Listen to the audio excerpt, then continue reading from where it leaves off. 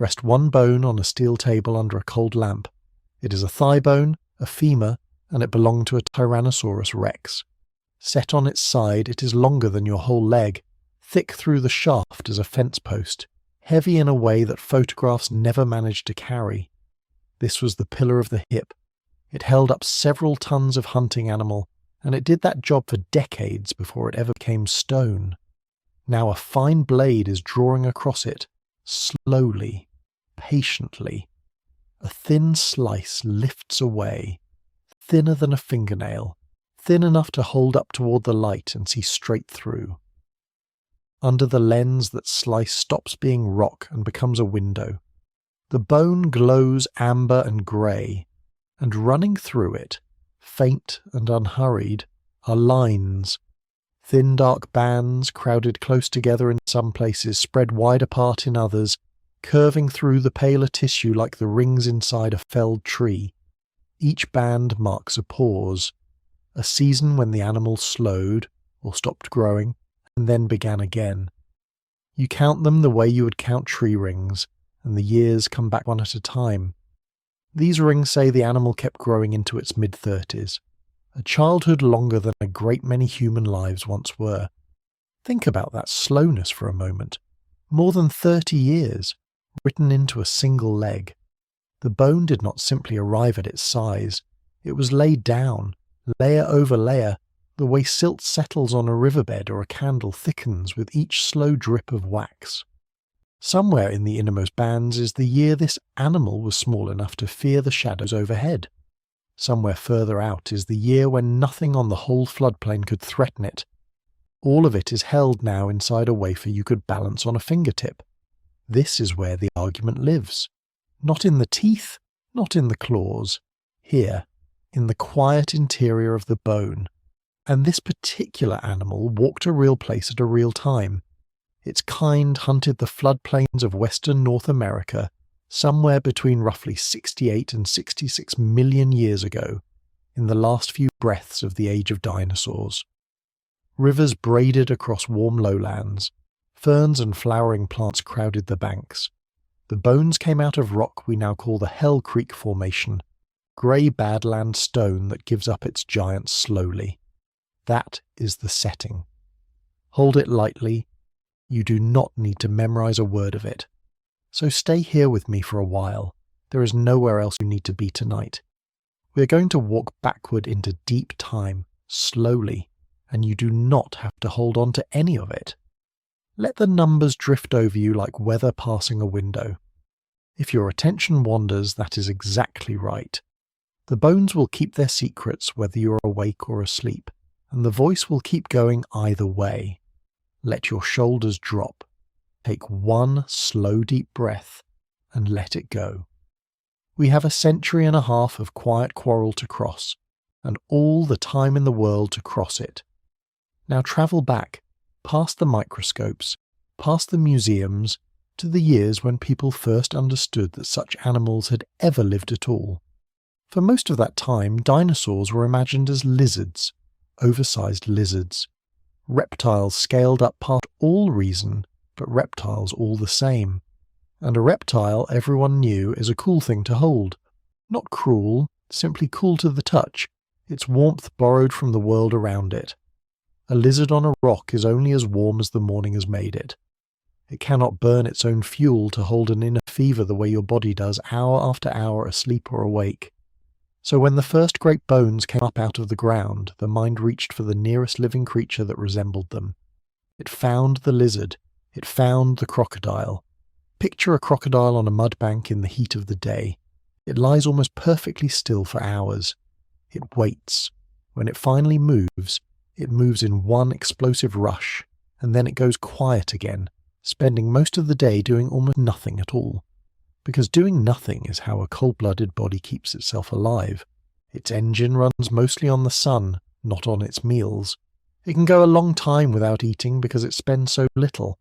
Now take that animal in your mind and scale it up, past 30 feet, past 40, and set it down in a warm and ancient swamp. That is very close to the dinosaur as the earliest students of these creatures pictured it. Enormous, patient, unhurried. A cold engine wearing a giant's body basking to gather its heat, then lumbering through a warm world at a warm world's pace. That picture had a particular shape, and you can still find its ghost in the oldest museum halls. The legs were held out to the sides, elbows bowed, the belly slung low, the way a lizard sprawls across the ground rather than the way a horse stands square beneath its weight.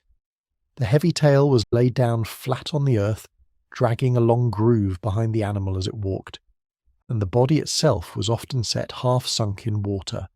Surely, the thinking went, nothing that massive could carry itself on dry land. So the great long-necked sauropods were posed standing to their shoulders in still lakes, the water imagined as a crutch holding up a bulk their legs never could. The huge meat-eaters were given a slow, tail-heavy shuffle. Everything in the reconstruction whispered the same three things: weight, borrowed warmth, time to spare. And here is the important part. None of this was foolishness. It was careful looking, done by serious people. When those early anatomists compared the skeletons bone by bone against the living world, the dinosaur kept answering to the reptile. The hips, the ankles, the long low skulls, the teeth seated in their sockets, the whole architecture of the thing rhymed far more with a lizard or a crocodile than with a dog or a deer.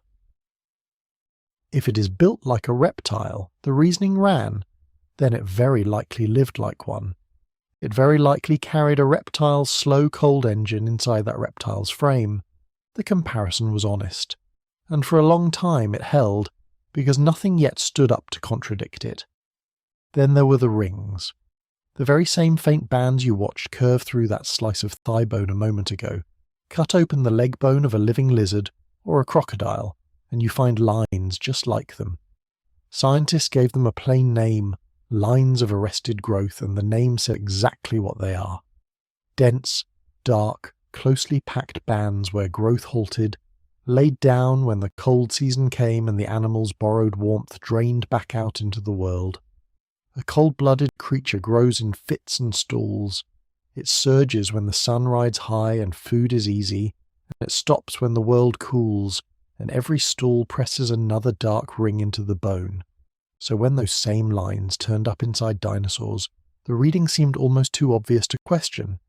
Here, plainly, was a reptile's way of growing. Stop and start, season by careful season, pause after pause after pause. The bone itself appeared to be quietly confessing that these animals had run cold, that they had lived at the mercy of the weather the way every lizard does. Read in that light, the long life told a cold story. If an animal grew in stalls and surges for more than 30 years to reach its full size, then surely it grew slowly the way a reptile grows slowly, adding a little in each warm spell and waiting out each cold one. A warm-blooded body, the thinking went, would have raced to its full size in a handful of years and then simply stopped, the way your own growing did, the way a horse's does. Only a cold engine surely would take 3 long decades over the job. The rings fit the lizard, the long childhood fit the lizard, everything pointed the same direction. There was a wider way of thinking about it too, out in the shape of whole living communities. A cold-blooded hunter needs remarkably little food, because it burns remarkably little fuel. It can go days, sometimes weeks, between meals without harm, so a world of cold hunters can afford to carry a great many of them, nearly as many predators as prey, something not far from 1 for 1. A lion cannot live that lean. A warm hunter burns fuel every single hour it is alive, awake or asleep, running its inner fire even in its sleep, and so it needs a broad base of prey animals beneath it. Many mouths of prey feeding each mouth at the top, so the logic closed neatly. If dinosaurs were the cold giants everyone already pictured, then their ancient world should have been thick with predators, hunters crowded almost shoulder to shoulder among the hunted. For a long time that simply matched the assumption, and no one thought to sit down and truly count the bodies. The counting would come, and it would not go the way anyone expected. So hold the whole picture in your mind now, the way it stood for generations, a hot, slow, sunlit world. long-necked giants standing to their shoulders in warm green water, waiting for the day to heat them enough to move. Great predators sprawled along the riverbanks, bellies pressed to the mud, tails trailing behind, stirring only when hunger finally forced them up onto their feet. Everything slow, everything borrowing its warmth from the air and the high sun, exactly the way the lizard borrows its heat from the rock. It was a coherent world. It answered honestly to the skeletons. It answered to the rings hidden in the bone. It answered to the simple arithmetic of cold hunters in a warm land. And because it was coherent, and because it explained what people could see, it lasted a very long time. Let yourself sink into that old world for a moment, because it really was a kind of masterpiece of reasoning. Every part supported every other part. The sprawling legs matched the reptile skeleton. The reptile skeleton matched the cold, slow engine. The cold engine matched the rings in the bone. The rings matched the 30-year childhood. The long childhood matched the swamp-bound, sun-warmed, unhurried giant, standing patient in the shallows. Pull on any single thread, and the others held it in place. This is why the picture was so hard to leave behind. It was not one belief. It was a whole woven cloth of them, and each thread seemed to prove all the rest. Now here is the strange part, the part worth keeping close as you drift towards sleep tonight. Almost none of that picture was built out of guesses. It was built out of real bones, measured with care, compared with honesty. The rings were genuinely there in the tissue. The reptile architecture of the skeleton was genuinely there. The lizard on its warm rock is genuinely a cold animal running on the day's heat. The problem was never the evidence itself. The problem was what the evidence was permitted to mean, because those very same rings, that same long 30-year childhood, that same swamp-bound giant, would one day be lifted up by different hands and read into a completely different animal. Not a single stone would move. The fossils would sit precisely where they had always sat, in the same drawers, under the same labels, only the meaning would change. And that is the quiet miracle at the centre of this whole long quarrel. It would not in the end be settled by digging up some new and stranger creature from some new and stranger place. It would be settled inside the bones already found, already sliced, already resting quietly in museum cabinets, gathering dust while the argument raged around them. The answer had been sitting inside that amber wafer the entire time, in the spacing of the dark bands, in the density of the tissue between them, in a mesh of tiny channels far too fine to see without the lens. Later hands would learn to read the interior of a bone almost the way you read a page of print, and the page, when they finally read it, would say something the very first readers had never once suspected. Consider how long that took, and how small a thing it truly is against the age of the earth. The bones had waited tens of millions of years in the ground before anyone lifted them. Then they waited another handful of human lifetimes in their drawers before anyone learned to read them a second way.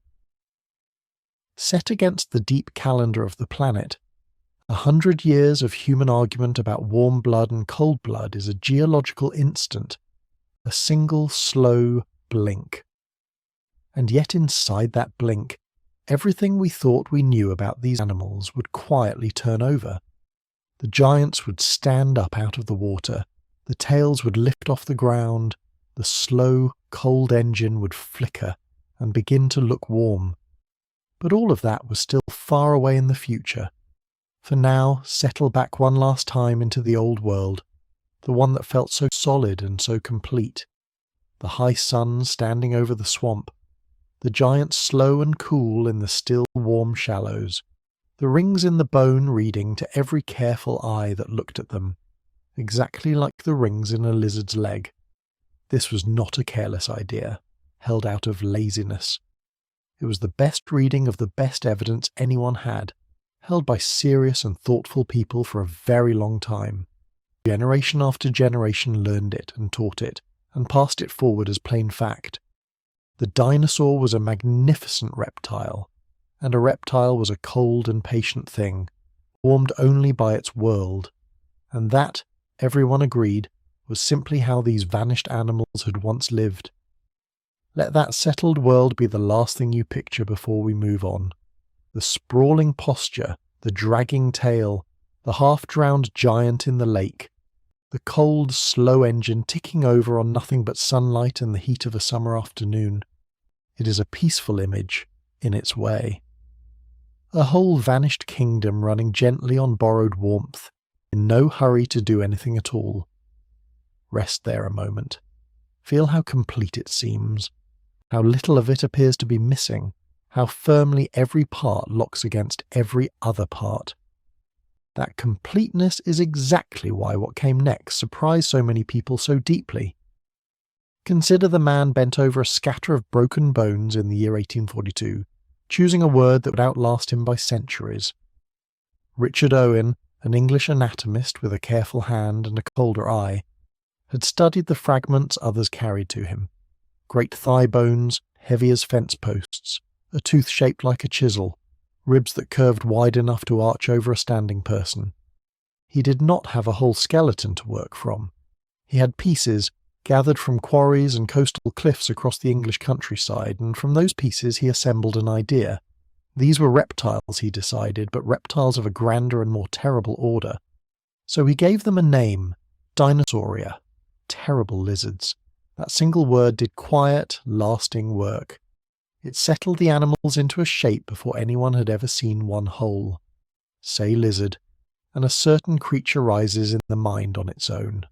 Low to the ground, cool to the touch, slow in the morning until the sun warms it, still again when the sun goes down. Owen did not mean the animals were small or feeble. He meant almost the opposite. He wanted them vast and imposing, monuments of a lost world. But the root of the word he chose reached back to the living reptiles everyone already knew, and that root carried its own weather with it. To be a lizard, even a terrible one, was to be a creature that ran on borrowed heat. You can feel how natural that leap seemed at the time. Put yourself in that century with no photographs of a living dinosaur and no way to ever have one. The only large reptiles anyone could actually watch were the ones alive in the world around them. Crocodiles lying still on riverbanks, jaws open to the sun.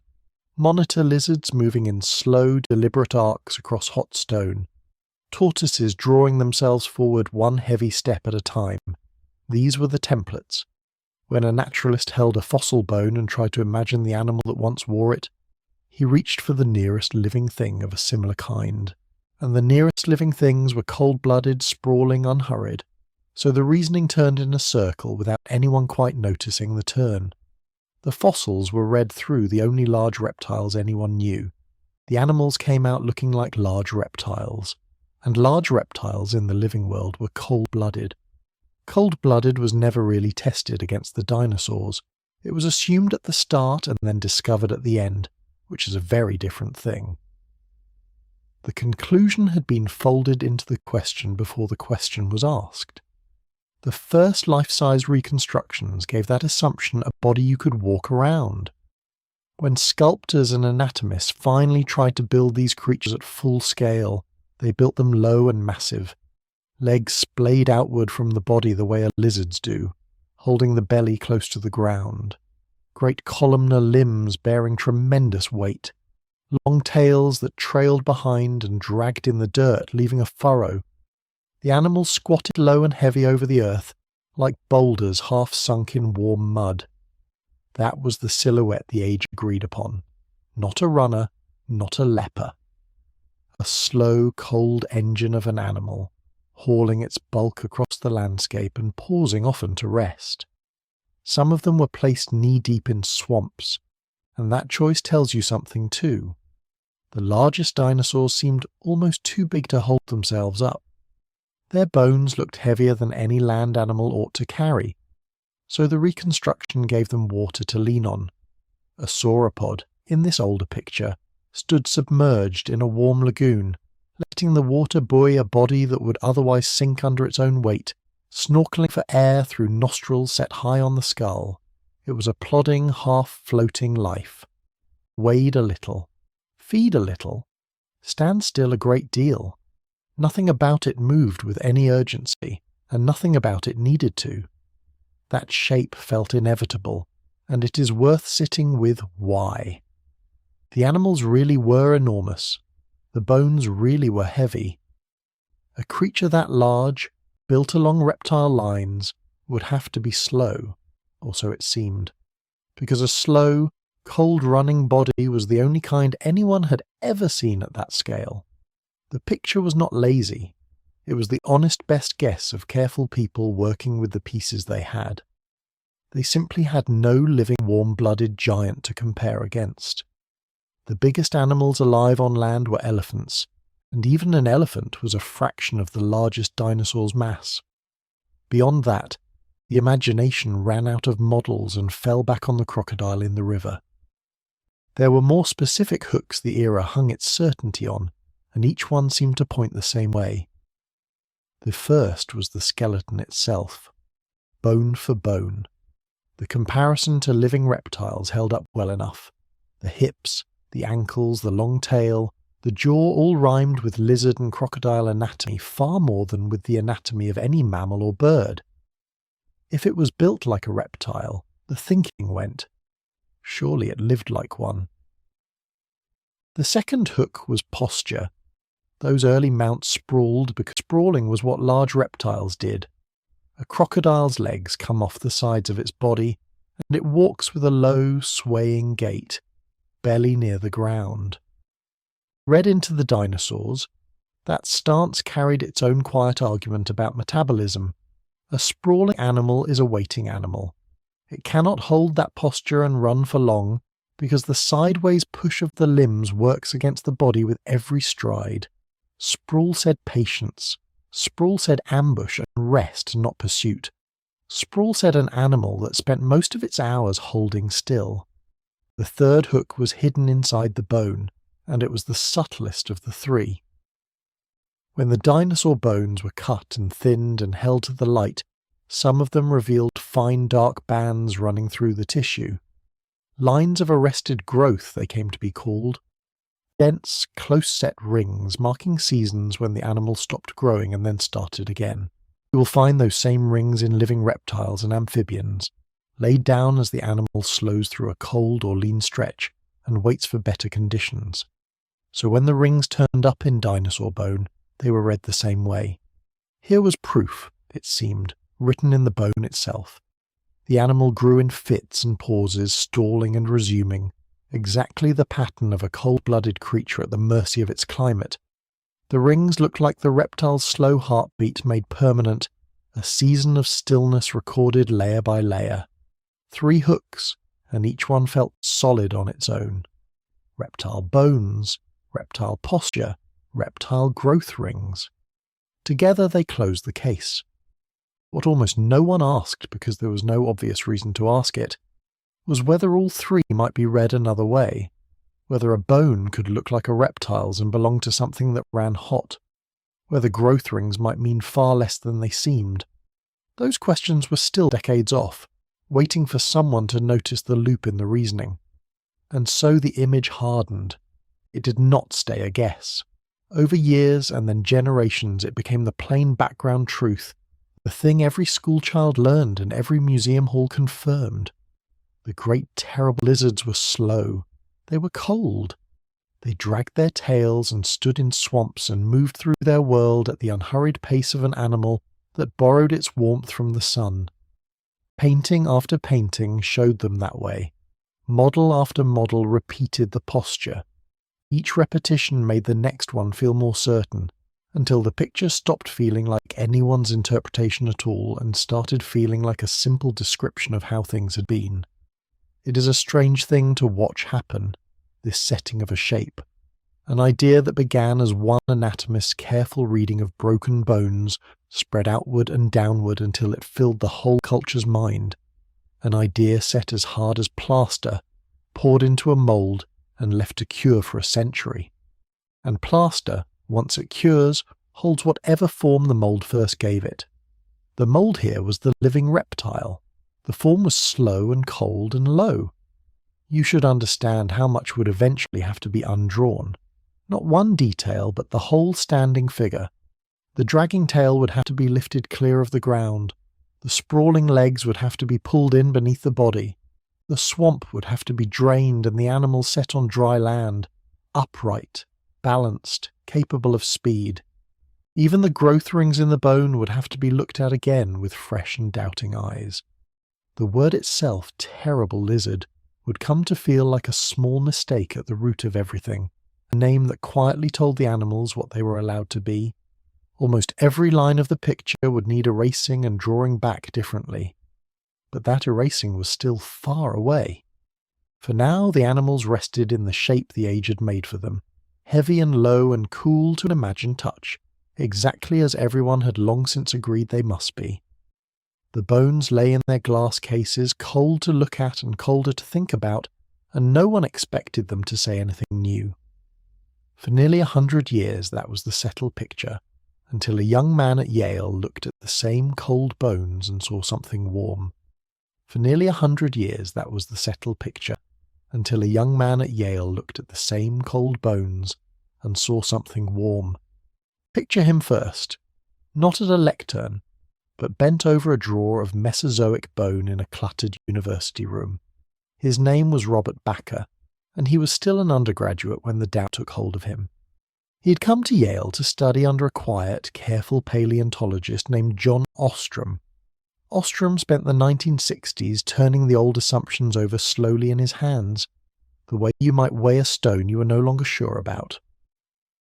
What Ostrom kept finding did not match the drowsy lizard of the textbooks. He handled the skeletons of lightly built predators, animals with long limbs and grasping hands and a balance that spoke of speed. These were not creatures built to lie in the sun and wait. They were built to chase, to strike, to run down living prey across open ground. And a body built for sustained pursuit, Ostrom began to suspect, needed a furnace inside it to match. The reappraisal was slow and unshowy, but it lit something in his young student that would burn for decades. You can imagine Bakker in those years, restless, certain, impatient with received wisdom. In 1968, fresh from finishing his undergraduate degree, he published his first paper on the idea. He called it, with characteristic boldness, The Superiority of Dinosaurs. The title alone was a small act of rebellion. For a century the word dinosaur had carried a whiff of failure, a byword for the slow and the doomed. Bakker wanted to turn that on its head. He argued that these animals had not been sluggish evolutionary dead ends at all. They had been active, energetic, and warm, and they had ruled the land for a reason. Settle in for a moment and let the size of that claim register. Bakker was proposing that the largest land animals that ever lived had run hot, like a bird or a mammal, generating their own heat from within. It was not a small adjustment to the old picture. It was a demolition of it, and he was not going to make the case quietly. The full argument reached the wider world in 1975. That year, Bakker published an article in Scientific American with a title that would name an entire movement. He called it Dinosaur Renaissance. The word was perfect, and it stuck. A renaissance is a rebirth, a return to life of something long thought finished. On the page, dinosaurs stood up. They lifted their tails from the ground. They quickened. Readers who had grown up with the tail-dragging swamp reptile met for the first time an animal that might have been warm to the touch. The article did not settle the science. It did something arguably more powerful. It changed the question everyone was asking. Then, in 1986, Bakker gathered the whole case into a book for general readers. He titled it The Dinosaur Heresies, and the word heresies was chosen with care. He was casting himself as a challenger to orthodoxy, the man saying the forbidden thing out loud. Inside its pages, the dinosaurs were fast, fierce, and fully alive. The book reached far beyond the museums and the journals. It shaped how a whole generation pictured these animals in their minds. If you grew up imagining dinosaurs as quick and hot rather than slow and cold, some of that picture traces back to those pages. But a bold title is not evidence. So let us walk slowly, through the actual clues Bakker and Nostrum laid on the table. Because the case they built was made of 3 main threads, and each one is worth holding up to the light on its own. The first thread was posture. This is the argument you can almost feel in your own body. Consider how a lizard stands. Its legs splay out to the sides, elbows and knees bent outward, belly close to the ground. To move, it throws its body into a side-to-side curve, a slow lateral wriggle. This sprawling stance has a hidden cost. A sprawler cannot easily breathe and run at the same time, because the very muscles that bend the body sideways interfere with the lungs. So a lizard sprints in short, explosive bursts, and then it must stop. It runs out of breath almost at once. Watch one dart across warm rock and freeze, and you are watching the limits of that design. Now picture a dinosaur skeleton beside it. The legs do not splay outward. They descend straight down, tucked directly beneath the body, carrying the animal's weight from above like pillars under a roof. The hips and ankles are built for a forward and backward stride, not a sideways wriggle. This is the same upright limbs under body posture you see in a horse, a dog, an ostrich. It is the posture of animals that walk and trot and run for hours without collapsing. And that, Bakker argued, was the point. An upright stance suggests an animal capable of sustained activity, of covering ground steadily rather than in frantic little dashes. The logic runs like this. Sustained activity demands sustained energy. A body that can keep moving all day needs a metabolism that can keep supplying fuel all day. Cold-blooded reptiles cannot do this. Their pace of life rises and falls with the temperature of the air around them. Warm-blooded animals can, because they burn their own fuel from the inside, holding a steady internal fire regardless of the weather. So the very way a dinosaur stood, its architecture of bone and joint seemed to whisper of an engine running hot within. It was an elegant argument. You could see it in the mounted skeletons right there in the halls, without a single measurement. The second thread was stranger, and for a while, more persuasive. It came from counting. Bakker turned his attention away from single animals and toward whole communities, whole fossil ecosystems frozen in the rock, and he began to count predators against prey. Here is the idea, and it is worth slowing down for because it is genuinely clever. Think about how much a predator eats. A warm-blooded hunter, a lion or a wolf, burns fuel constantly to hold its body temperature high. It is expensive to run. To keep one lion alive, you need a great deal of prey, a large standing herd of antelope or zebra always grazing nearby. So in any warm-blooded predator's world, prey animals vastly outnumber the hunters. For every lion there must be many, many meals walking around. The ratio of prey to predator runs high, something like 10 to 1 or steeper. A cold-blooded predator is a different economy entirely. A crocodile or a large lizard can go for long stretches on very little. It does not spend energy heating itself, so it needs far less food to survive. In a cold-blooded predator's world, then, the hunters can be far more numerous relative to their prey. The ratio tips towards something closer to 1 to 1. Count the fossils, Bakker reasoned, and the ratio should betray the metabolism. The bones themselves would tell you how hungry these animals had been. So he counted. In the ancient assemblages from before the dinosaurs, the Paleozoic communities dominated by cold-blooded animals, he found ratios close to that telltale 1 to 1. Predators were common relative to prey, exactly as you would expect from an economy of the slow and the cold. But when he counted the dinosaur beds of the Mesozoic, the numbers shifted hard. In those rocks, plant-eaters overwhelmed the hunters. The ratio of prey to predator ran to 10 to 1 and beyond. It matched almost exactly the ratio you find today among lions and wolves and the great warm-blooded carnivores. The dinosaur world, by this measure, was an expensive world. It was fed like a warm-blooded world. You can feel why this argument caught fire. It was concrete. It was numerical.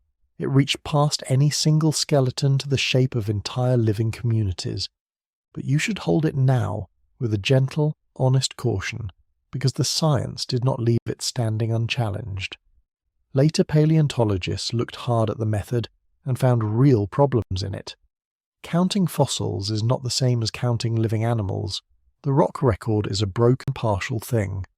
Some animals fossilize far more readily than others, depending on where they died, how they were buried, how their bones weathered. A riverbank might drown and preserve a herd of plant-eaters, while the rarer predators, ranging over wider ground, are scarcely captured at all. This is the problem of taphonomic bias, the way death and burial distort the census. Add to it the plain incompleteness of sampling, the fact that any quarry shows you only a sliver of what once lived there. Weigh these together, and the neat ratios begin to blur. Most paleontologists today do not treat the predator-prey count as standalone proof of anything. It was a historically important clue, a spark that helped light the Renaissance. It is not on its own a verdict. That distinction matters, and the honest telling keeps it. If you've been finding some quiet company in this slow walk through deep time, you can follow or subscribe wherever you are listening, on Spotify, on YouTube, or in your podcast app of choice. Then let your attention drift back down, because the third thread is the boldest of the three, and it takes us to the very edge of the ancient world. The third clue came from the poles, and to feel its weight, you have to stand inside the scene. Travel south, far south, to a place that would one day be called Dinosaur Cove on the coast of Victoria in Australia. But do not picture it where it sits now.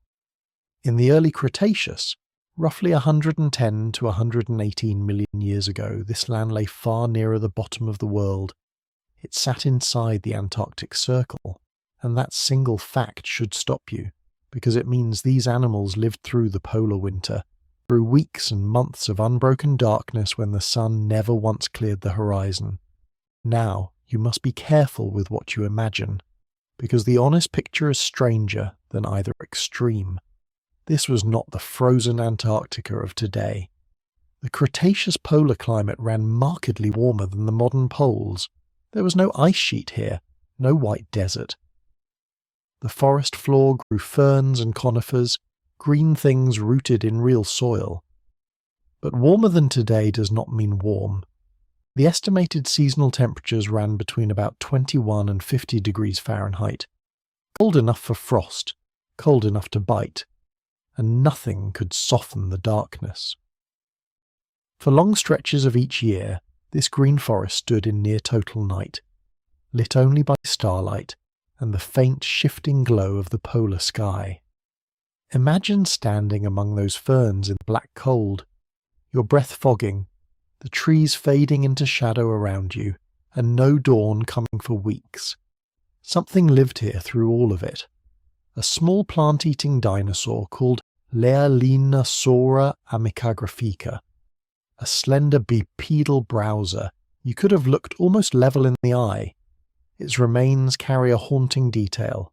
The skull shows unusually large eye sockets, and the spaces in the brain case suggest enlarged optic lobes, the visual centres of the brain swollen beyond the ordinary.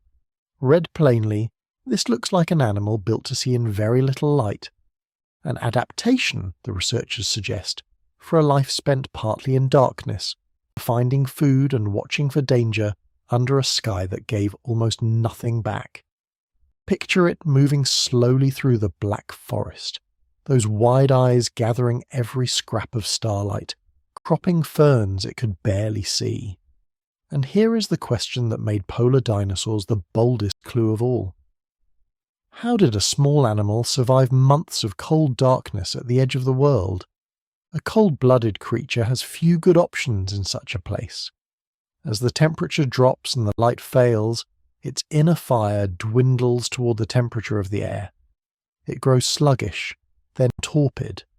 It should, by every ordinary reptilian logic, have shut down, gone dormant, waited out the winter half asleep, or else fled the region entirely each year.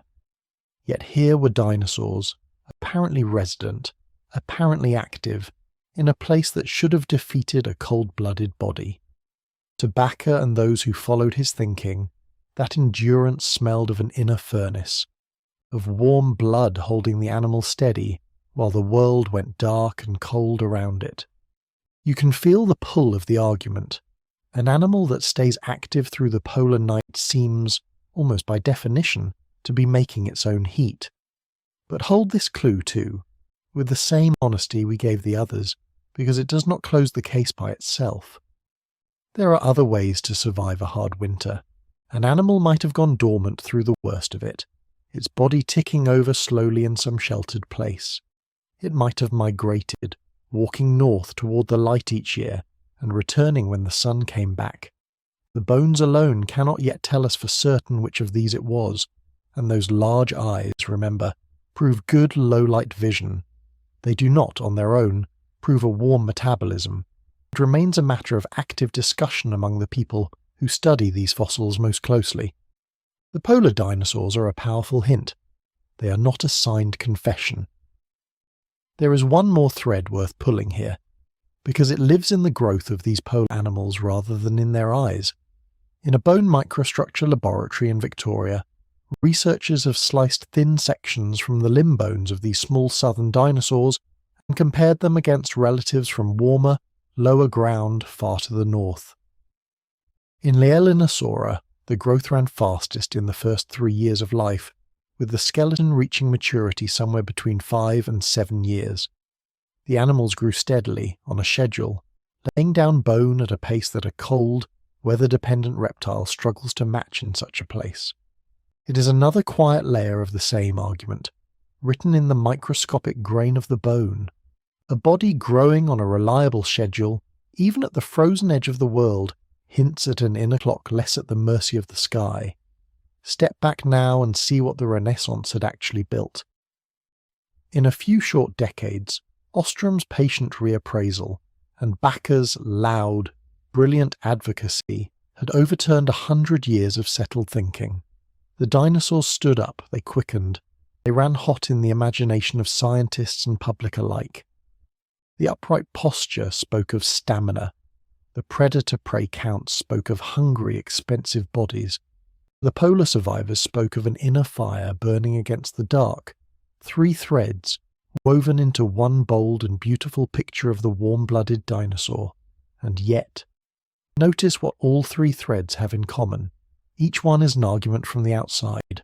Posture is inferred from the shape of joints. The ratios are inferred from counting the dead across whole landscapes. The polar endurance is inferred from where the animals lived and how they were built to see. Every clue points inward toward the metabolism, but not one of them measures it. They are circumstantial, all of them. They are the reasoning of a detective who has motive and opportunity, but has not yet found the fingerprint. A skeptic could push back on each in turn, and skeptics did, and some of those pushbacks, as with the predator-prey counts, landed hard. So the Renaissance, for all its brilliance, had reached a wall. It had made the warm-blooded dinosaur thinkable, even likely, but it had not made it certain.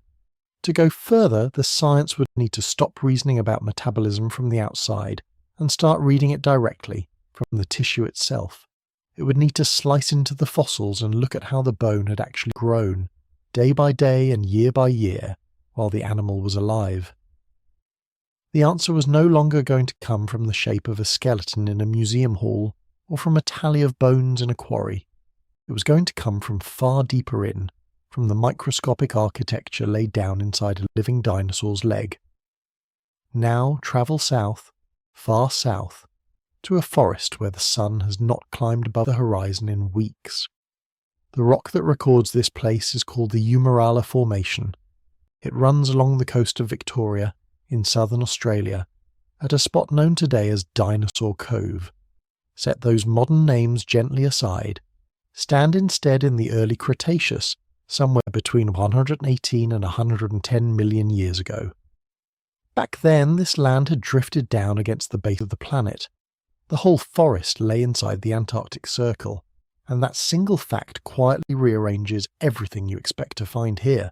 Say Antarctic Circle and your mind reaches for ice. A white plain, a screaming wind, nothing alive for 100 miles. Let that image go. The Cretaceous poles ran far warmer than the frozen poles of today. There is no glacier under your feet here, no permanent crust of ice. There is soil, dark and wet and yielding. There are ferns unrolling in low green banks along the ground. There are conifers standing tall in the gloom, their needles collecting below them in a soft, damp litter. You could walk this whole forest and never once touch snow. What this place does have is darkness. Not the darkness of a single night, but of a season. For weeks on end the sun stays below the rim of the world. The light that remains is thin and strange and unhurried. Starlight settles down over the canopy, faint and cold.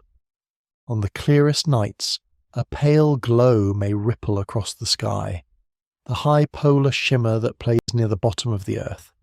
The air drifts night after night, somewhere between about 21 and 50 degrees Fahrenheit.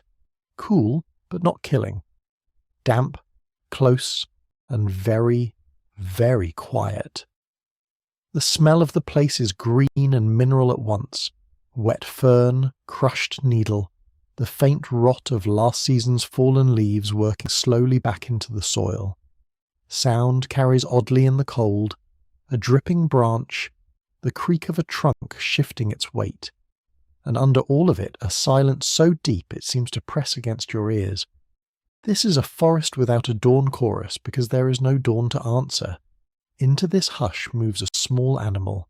Its name is Leaellynasaura amicographica, a title far longer than the creature that carries it. It is an ornithopod, a plant-eater that walks upright on two slender legs. It is not large. It moves low, close to the ground, threading between the fern fronds in a world where sight should be nearly useless. And yet its skull tells a different tale. The eye sockets are unusually large for the size of the head. Behind them, the regions of the brain that handle vision appear to have been enlarged as well. Those two features together point in one clear direction. Big eyes gather more light. Enlarged optic lobes process more of what those eyes take in. Scientists read this anatomy as an adaptation for seeing in very low light, or through long stretches of unbroken darkness. Picture the animal now, its eyes wide as saucers gathering the last thin milk of starlight. It does not need a bright day.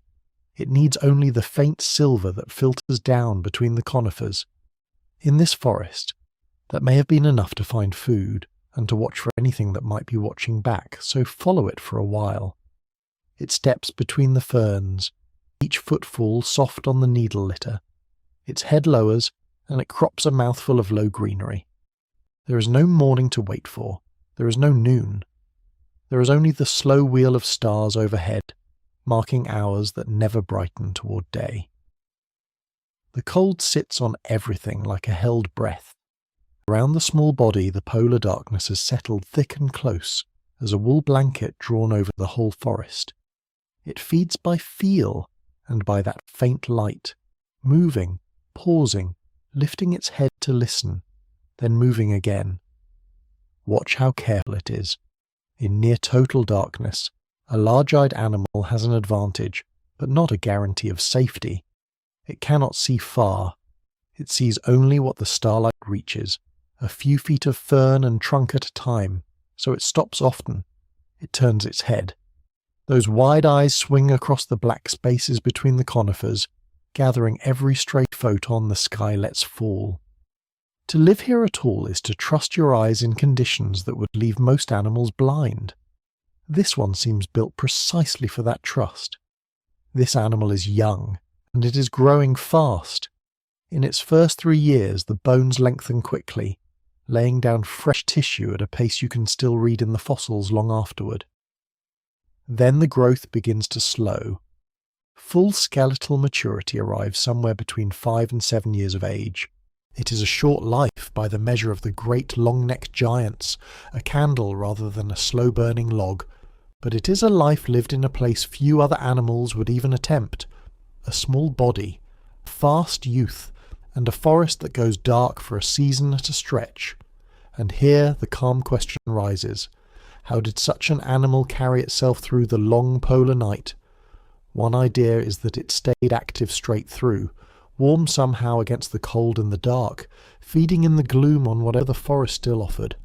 Another is that it slowed as the light failed, sinking into a seasonal dormancy, waiting out the deepest weeks in a kind of holding pattern. A third is that these polar dinosaurs simply left, tracking the retreating sun toward warmer ground and returning when it climbed back. None of these has been settled. All three remain on the table, discussed and weighed and left open. It is tempting, standing in this cold, to dress the animal in a warm coat, to imagine it fuzzed over with fine hair-like filaments, insulated against the chill the way a small bird holds its heat. But honesty asks for restraint. No such covering has been found fossilized on this species.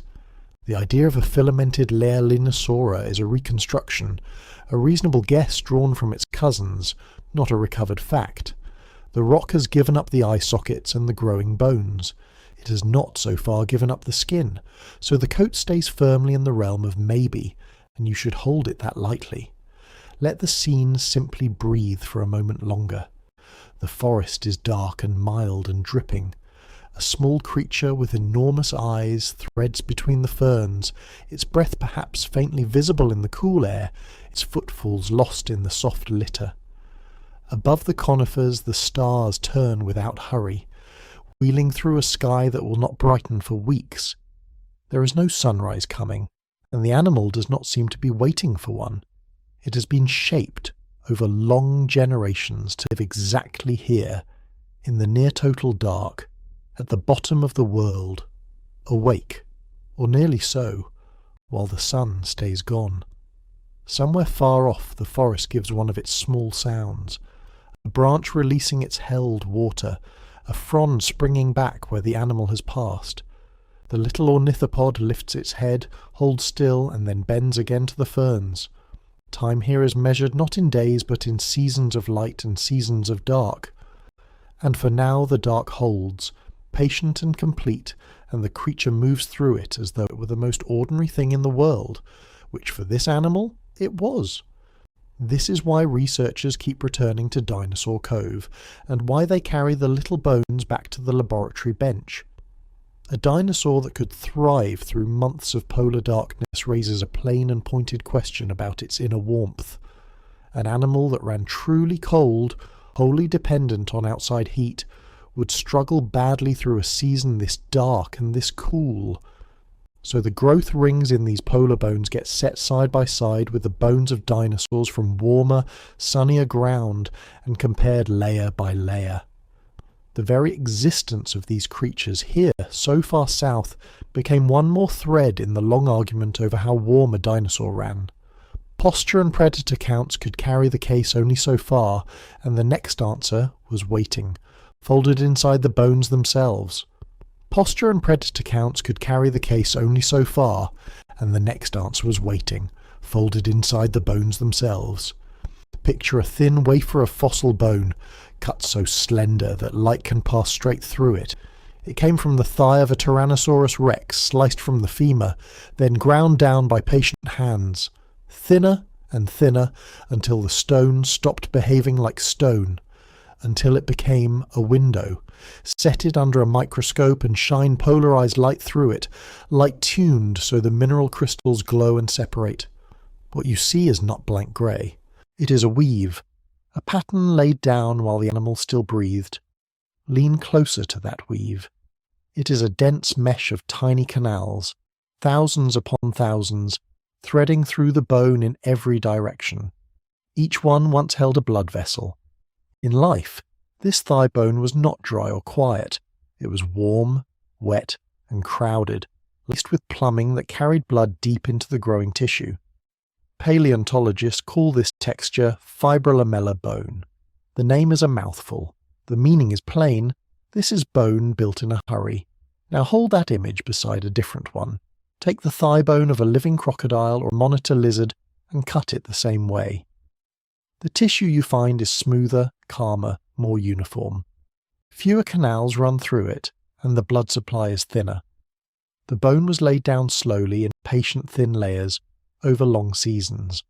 A crocodile grows for its whole life, but it grows without haste, adding a little at a time. Its bones record that leisure in their quiet, sparse grain. So here were two textures side by side. the reptile's slow, orderly tissue, the Tyrannosaur's frantic, vessel-rich mesh. That difference, visible under a lens, seemed to say something loud. Fast, heavily plumbed bone is the kind you find in animals that grow quickly, and quick growth is expensive. It costs fuel and warmth and a fast inner fire. Birds grow that way. Mammals grow that way. A Tyrannosaurus, it seemed, had grown that way too, but bone under the microscope is never a single simple message. Look again at the thin section, and you notice something cutting across the busy weave. Faint lines, dark, closely spaced bands that run through the paler tissue like rings in a felled tree. Count them, and they count something back to you. Each one marks a pause, a season when growth slowed almost to a stop, then started again. These bands have a name, lines of arrested growth, shortened by everyone who works with them to lags. Where the fibrolamellar bone is porous and rich with vessels, a lag is the opposite. It is dense, tight, and nearly bloodless, a thin avascular seam where the animal briefly stopped building. Then, when the good season returned, fast bone resumed on the far side of the line. Fast tissue, then a pause, then fast tissue again. Layer on layer, the bone kept a diary. For a long time, those pauses looked like a verdict. Growth rings of this kind are everywhere in living reptiles and amphibians. A crocodile lays them down, a tortoise lays them down, a frog lays them down. These are cold-blooded animals whose inner heat rises and falls with the world around them. When the season turns cold or dry, their bodies idle, their bones stop growing, and a hard line seals the pause. Find the same lines in a dinosaur, the old reasoning went, and you had found the same cold-blooded rhythm. It was a tidy argument, and it leaned on something familiar. Everyone knows tree rings. A tree adds a broad pale band in the good months, and a thin dark one when growth stalls, and you read its life by counting them. A dinosaur bone seemed to work the same way, a stack of seasons written in mineral. And if the animal paused every year like a lizard waiting out a cold snap, then surely, the argument said, it ran cold like a lizard too. The trouble is that nature rarely lets a tidy argument stand for long. In 2012, a study in the journal Nature pulled the neat conclusion apart. A team led by Mikey Kohler went looking for these same growth lines in a group of animals no one would ever call cold-blooded. They studied wild ruminant mammals, deer, antelope and their relatives, warm-blooded creatures with fast, steady inner fires, and they gathered them from across the whole span of the planet, from hot tropical lowlands to bitter polar edges. What they found unsettled the old story. Those warm-blooded mammals had lines of arrested growth too.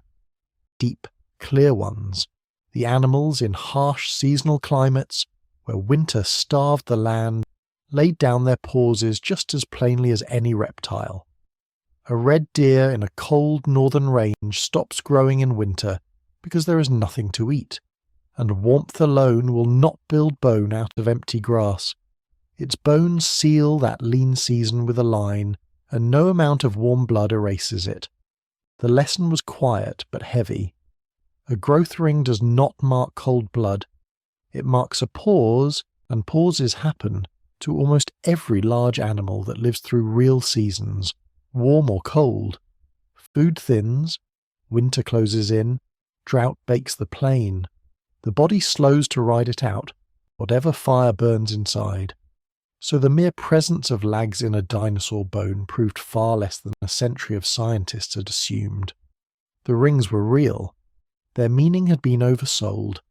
That left the two features of the bone saying different things, and both had to be held at once. The fibrolamellar weave still spoke of fast, costly growth. The arrested lines no longer spoke of cold blood. A dinosaur could grow in swift, warm bursts and still pause each hard season, exactly as a deer does. The bone was not a simple yes or no. It was a record of pace, of fast stretches and slow ones, written in a single stony page. And pace, it turned out, was something the bone could measure with startling precision. This is where Tyrannosaurus rex steps back under the lens. In 2004, a study in nature led by Gregory Erickson took thin sections from 7 Tyrannosaur specimens held in the Museum of the Rockies in Montana. By counting the growth lines, they could assign each animal an age. By measuring the bone between the lines, they could measure how fast that animal had been building itself, season by season, across its life. The numbers they read are worth sitting with.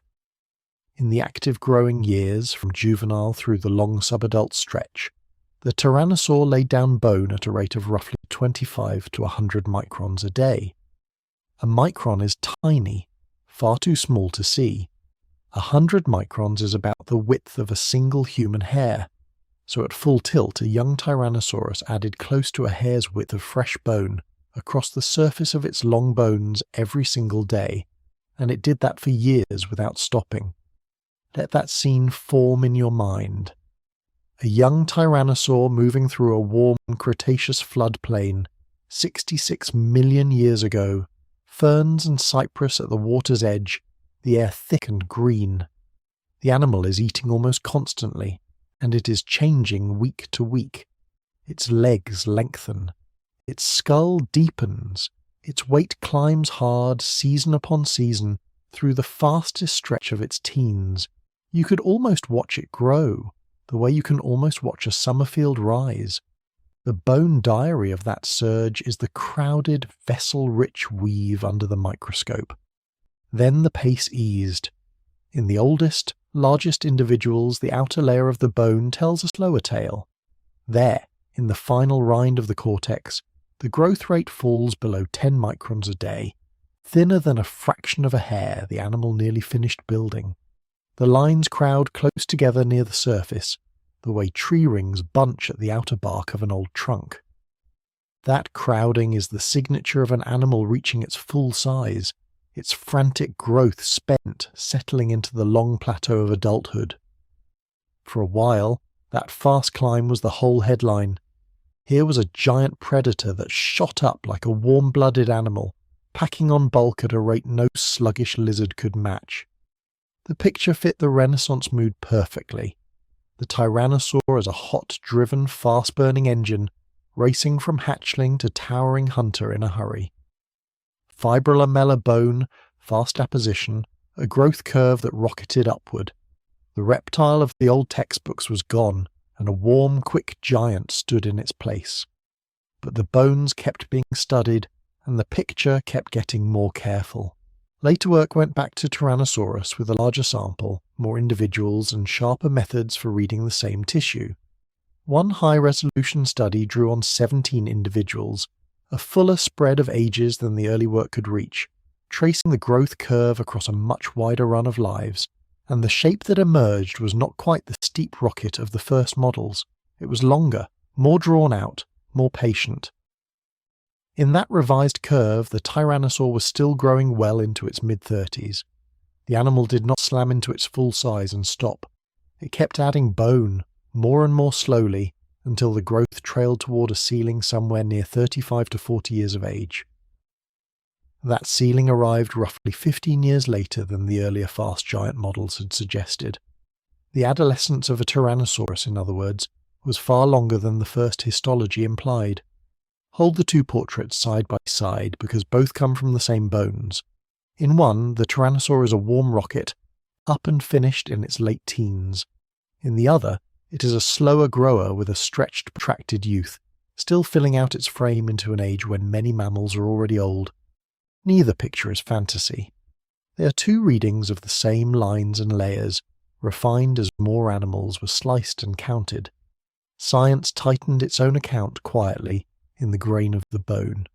What did the slower curve mean for the warm-blooded question? Less than you might expect, and that is the honest part.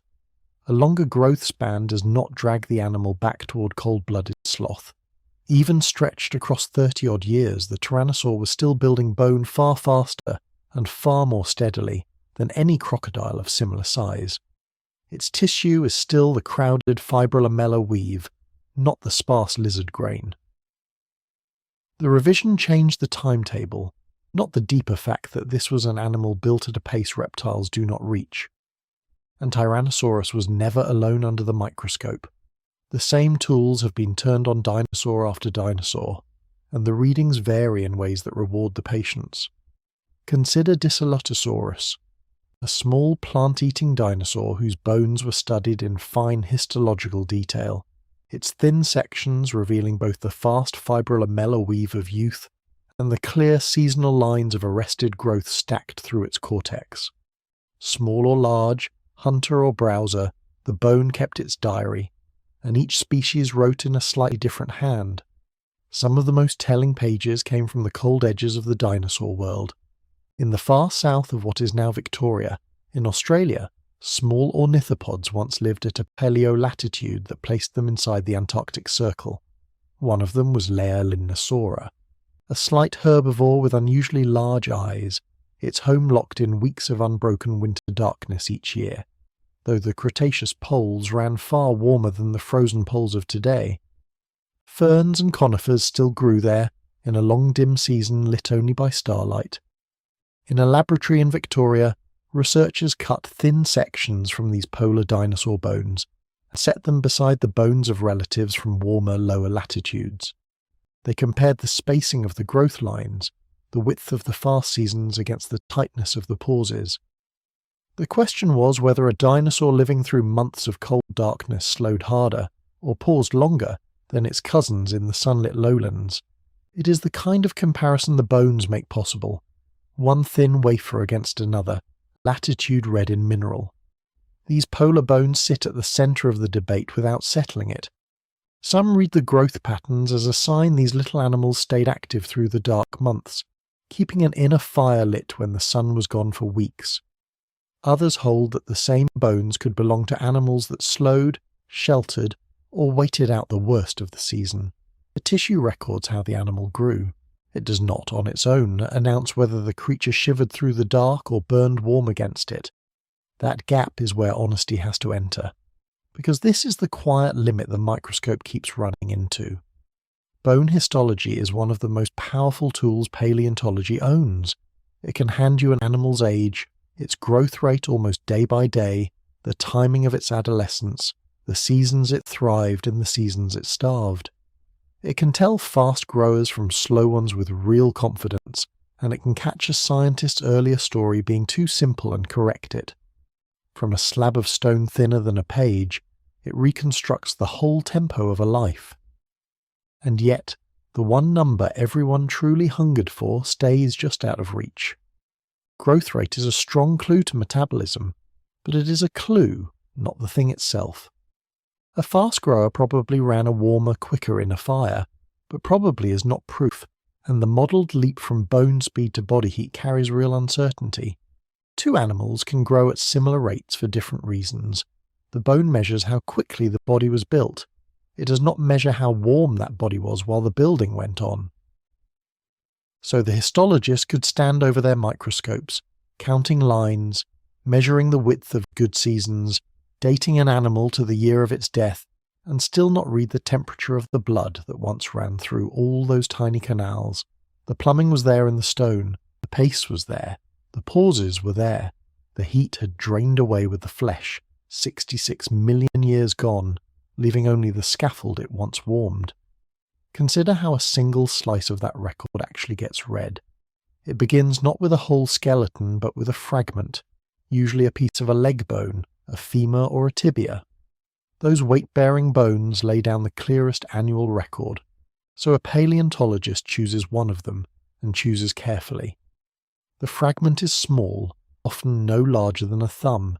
It is cleaned, measured, and then set into a block of clear resin that hardens around it like sap turning to amber. The resin does something simple and vital. It holds the ancient bone steady, so that when the blade comes, nothing cracks or wanders or crumbles away. Then comes the cut. A slow diamond-tipped saw, cooled by a thin trickle of water, passes through the resin block and the fossil inside it. The blade moves at a crawl, because speed generates heat, and heat can shatter mineral that has waited 60 million years for this moment. The saw takes off a slice thicker than a coin. This first slab is only the rough draft. It is still far too thick for light to pass through, still opaque, still just a chip of dark stone with a dull inner face. The real work is the grinding that follows. The slice is mounted onto a glass slide with more resin, and then it is worn down. Ground against a spinning wheel dusted with fine abrasive grit, checked, ground again, checked again. The thickness falls from that of a coin toward the thickness of a sheet of paper, and then thinner still. The target is a wafer roughly 30 microns thick, about a third the width of a human hair. At that thinness something changes about the stone itself. It stops behaving like rock. Held up toward a lamp, a bone wafer ground that thin lets light straight through it, thin enough to read a printed page laid behind it. The whole fossil suspended between two small squares of glass. What was solid and lightless becomes a stained window. Now it goes under the microscope and the light comes up from beneath. Ordinary light shows the outline, but the reading is usually done under polarized light, where the beam is filtered so it vibrates in a single plane, and the crystals inside the bone respond by glowing in patterns that plain light hides. This is the moment the tissue starts to speak. The mineral that was living bone remembers how it was laid down, crystal by crystal, and polarized light makes that memory visible as brightness and shadow. What the eye then sees depends entirely on how fast the animal was growing when that layer formed. In a fast-growing bone, the tissue looks almost woven. A dense mesh of tiny channels runs through it in every direction. The fossil ghosts of blood vessels that once fed the growing tissue at high speed. This is called fibrolamellar bone, and its texture is chaotic and porous and busy, like a felt of interlaced fibres pierced everywhere by pinholes. Those pinholes are the vascular canals, and their sheer number tells you the bone was being flooded with blood and built in a hurry. In the leg bones of a young Tyrannosaurus, sectioned from specimens in the Museum of the Rockies collection, this fibrolamellar tissue records bone laid down at roughly 25 to 100 microns a day during the active growth years. That is a fast, sustained pace, the kind more typical of warm-blooded animals than of any reptile alive today. Set beside that, slow-growing tissue looks like a different substance entirely. It is smoother, more orderly, more uniform. The vessels thin out or nearly vanish, and the mineral lies down in calm, parallel sheets. This is the pattern of lamellazonal bone, the tissue of an animal building its skeleton unhurried, a little at a time, the way a living lizard or turtle does. Under polarized light, the fibrolamellar mesh scatters and shimmers, while the slow lamellar tissue rests in long, even bands. You're looking, in effect, at the difference between a wall thrown up fast with rough materials and a wall laid course by course over many patient years. Then there are the lines. Threaded through the paler, more vascular tissue run fine, closely spaced dark bands, sharp and thin. These are the lines of arrested growth, often shortened to lags, and each one marks a pause. During the good season the animal grew, and the bone filled in wide and porous and rich with vessels. During the lean season, the drought or the cold or the shortage, growth slowed or stopped, and the bone laid down a thin, dense, nearly vessel-free line before starting again. So the section becomes a ledger written in stone, a wide, bright band of fast growth, then a dark ruled line where the animal held still, then another wide band, then another line. Counted outward from the centre, those lines behave like the rings of a felled tree. Each pair of fast layer and pause can stand for a year of the animal's life, and they crowd. As an animal approaches its full size, each year adds less than the year before, so the outer bands press closer and closer together. In an old individual, the growth rings crowd the outer edge like tree rings, pressed tight toward the bark, a dozen years of near standstill squeezed into a rim you could cover with a fingertip. That crowded outer margin is how a paleontologist knows an animal had almost stopped growing when it died. In the largest, oldest Tyrannosaurus sections, the outer cortex shows bone creeping on at under 10 microns a day, the growth all but spent. Counting inward from that rim, tracing ring after ring back toward the core, a researcher can build an age. This is how the numbers came. A recent sampling of 17 individuals redrew the Tyrannosaurus growth curve and found the animal was still adding size into its mid-30s, a slower and more drawn-out adolescence than the first fast giant story had suggested. That much is close to direct reading. The wafer is real, the vessels are real, the lines are countable, the spacing is measurable. But here the work crosses a quiet and important line, from what the bone shows to what the bone means. A growth rate is not a body temperature. To turn one into the other, into any claim about whether the animal ran hot or cold, a paleontologist has to compare. The fossil rate gets held up against the growth rates of living animals whose metabolisms are known, against birds and mammals and lizards and crocodiles, and the dinosaur is placed somewhere in that spread. That placement is a modelled inference, not a number lifted straight off the glass. It leans on the assumption that the link between how fast a creature grows and how hot it runs held 60 million years ago as it holds now. And that assumption has taken real damage. For a long time, the mere presence of those arrested growth lines was read as proof of cold blood, because such lines are common in living reptiles and amphibians, animals that stall through the hard season. Then, in 2012, researchers looked hard at wild ruminant mammals across environments from the tropics to the poles and found the same lines of arrested growth in them too. Warm-blooded deer and their relatives, animals that never doubt their own inner heat, still wrote pauses into their bones when the seasons turned lean, so the lines by themselves prove far less than people once thought. They record the rhythm of the year, the pulse of feast and famine, more than they record the engine inside the animal. A section can tell you when a dinosaur grew and when it waited. Whether that waiting was chosen by a cold body or forced on a warm one is a harder question, and the bone alone will not close it.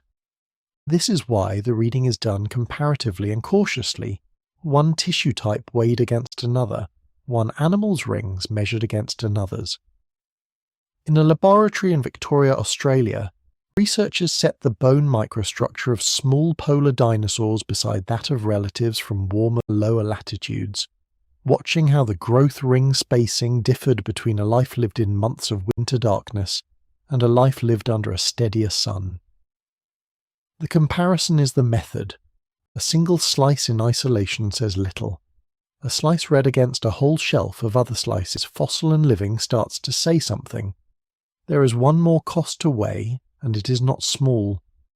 To make that wafer, a piece of an irreplaceable fossil has to be destroyed. The saw does not give the bone back. Where the blade passed and the grinding wheel turned, there is now dust and a thin square of glass, and the original fragment carries a wound that will never close. Every specimen is one of a kind, a single survivor out of all the animals that ever lived and were never buried right. So the sampling is deliberate and rare. A researcher chooses the smallest useful piece, from the least diagnostic part of the skeleton, and often only after casts and scans have recorded the bone whole.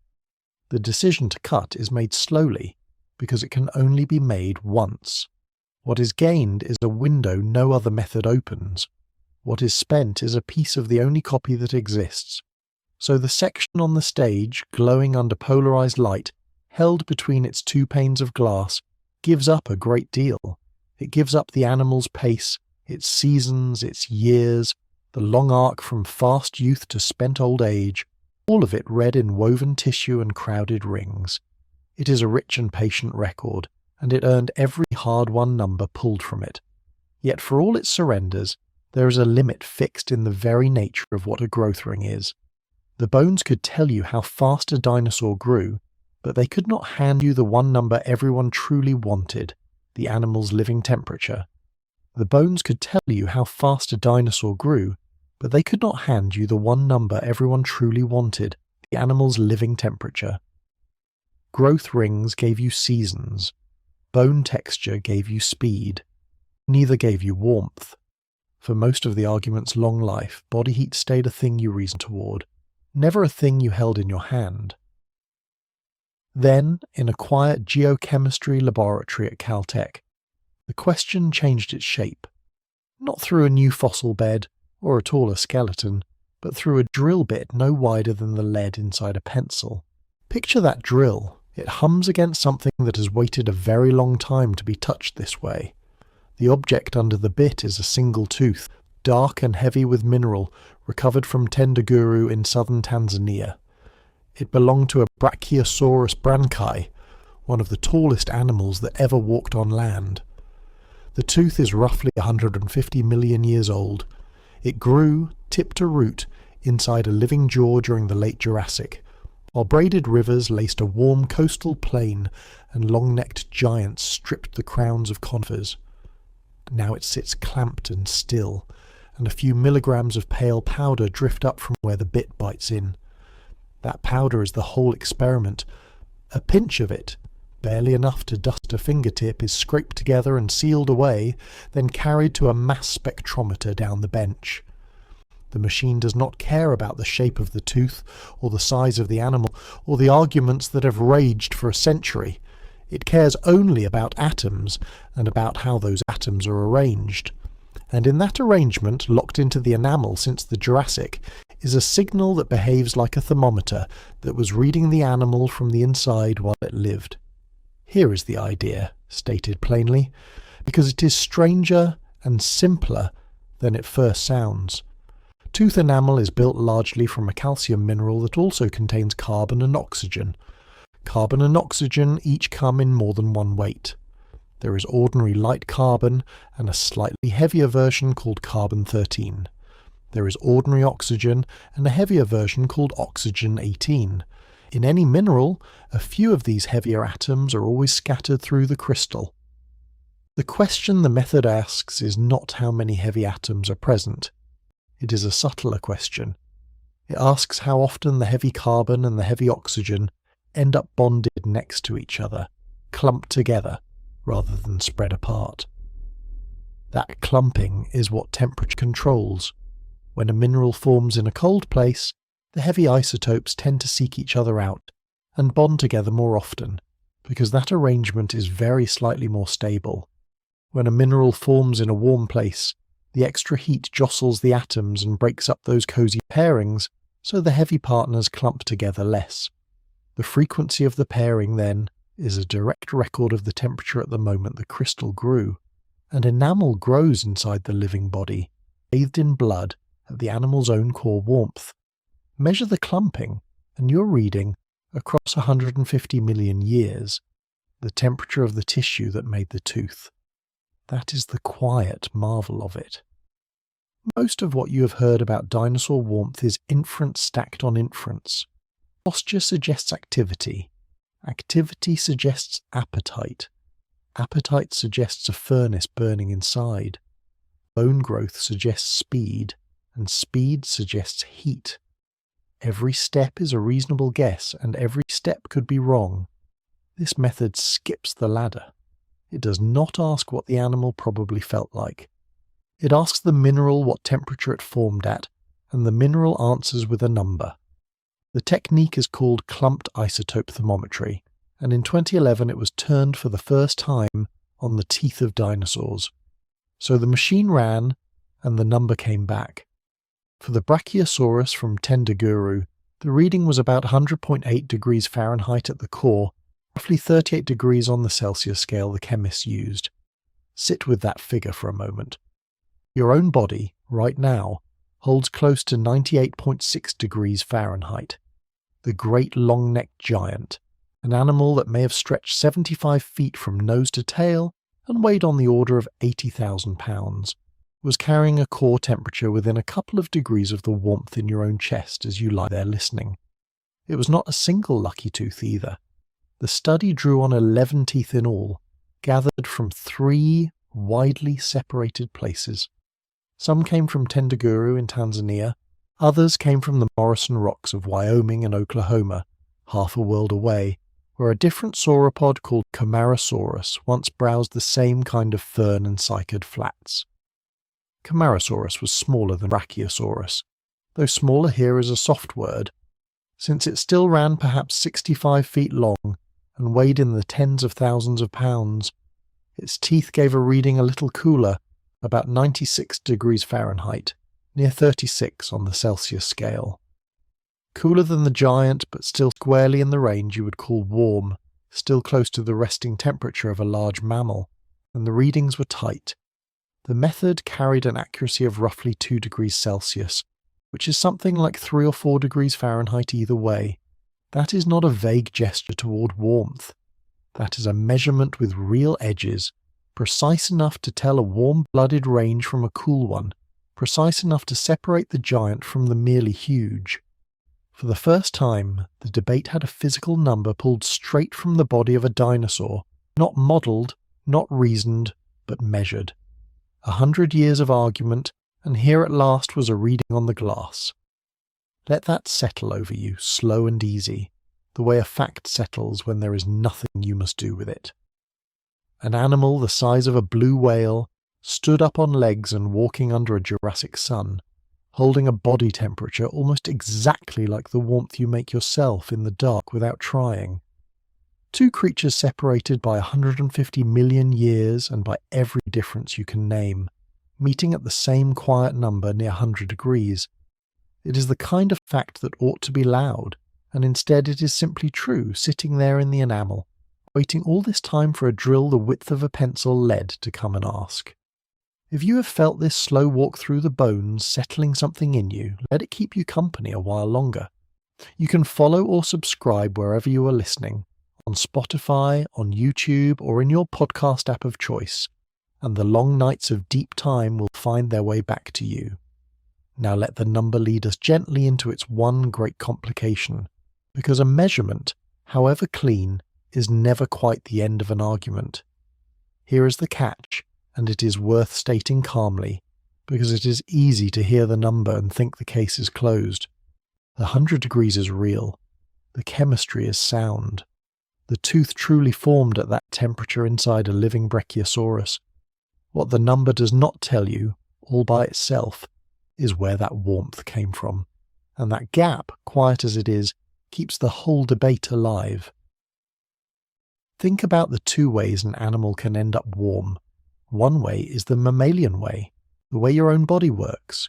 You burn fuel constantly, a slow internal fire stoked by the food you eat, and that fire holds your core near 98 degrees whether the room is hot or cold. That is true endothermy, warmth generated from within, paid for with a large and constant appetite. But there is a second way to be warm, and it has nothing to do with an inner furnace at all. It has to do only with being enormous. This second path is called gigantothermy, sometimes inertial homeothermy, and the physics behind it is something you can feel in everyday life. Heat leaks in and out of a body through its surface, its skin. Heat is stored throughout its volume, its whole bulk. When an animal is small, it is nearly all surface, so it heats and cools quickly, gaining the temperature of its surroundings within hours. But when an animal grows very large, its volume swells far faster than its skin. The inside becomes vast compared to the outer wrapping. Warmth soaks into that great interior, and then simply cannot find its way out fast enough to matter. You already know the small-scale version of this. A single ice cube in your hand vanishes in minutes. A block of ice the size of a car, left in the same room, lasts for days, because its inside is so far from any surface. A sauropod is that block of ice run in reverse. Once its huge body soaked up the warmth of Jurassic days, that heat had almost nowhere to escape through the long nights. The animal would have stayed warm, steady and stable, near a mammal-like temperature, not because it burned fuel like a mammal, but simply because it was too big to cool down. A body that large becomes its own slow storage tank for the heat of the world. And that is the trap hidden inside the beautiful number. If a Brachiosaurus read 100 degrees, was that the signature of a true metabolic fire, a warm-blooded engine running hot the way yours does? Or was it only the passive glow of a mountain of flesh that could not shed the day's heat before dawn? The isotope thermometer measures the temperature. It cannot on its own name the cause. Both stories predict a warm giant. Both fit the reading. The chemistry that finally gave the debate a number also handed it a fresh and genuine unknown, and any honest telling has to hold both at once. For a while, gigantothermy looked like it might quietly win. It was tidy, it required nothing exotic. It said the giants were warm for the same dull reason a stone stays warm after sunset. No inner furnace needed, just sheer size doing the work. And it fit the largest sauropods almost too well, because those were exactly the animals where volume most overwhelmed surface, where the physics of bigness would be strongest. The 100-degree Brachiosaurus, on that reading, was warm the way a canyon wall is warm at midnight, holding on to a heat it had merely absorbed. But nature rarely lets a tidy answer stand for long. The problem arrived in the form of a very small sauropod from an island in the deep past. In what is now Romania, during the late Cretaceous, there lived a group of dwarf titanosaurs, and the best known of them carries the name Magyarosaurus. These were not giants at all. Where a typical great sauropod might tower and stretch the length of several buses, Magyarosaurus was roughly an order of magnitude smaller.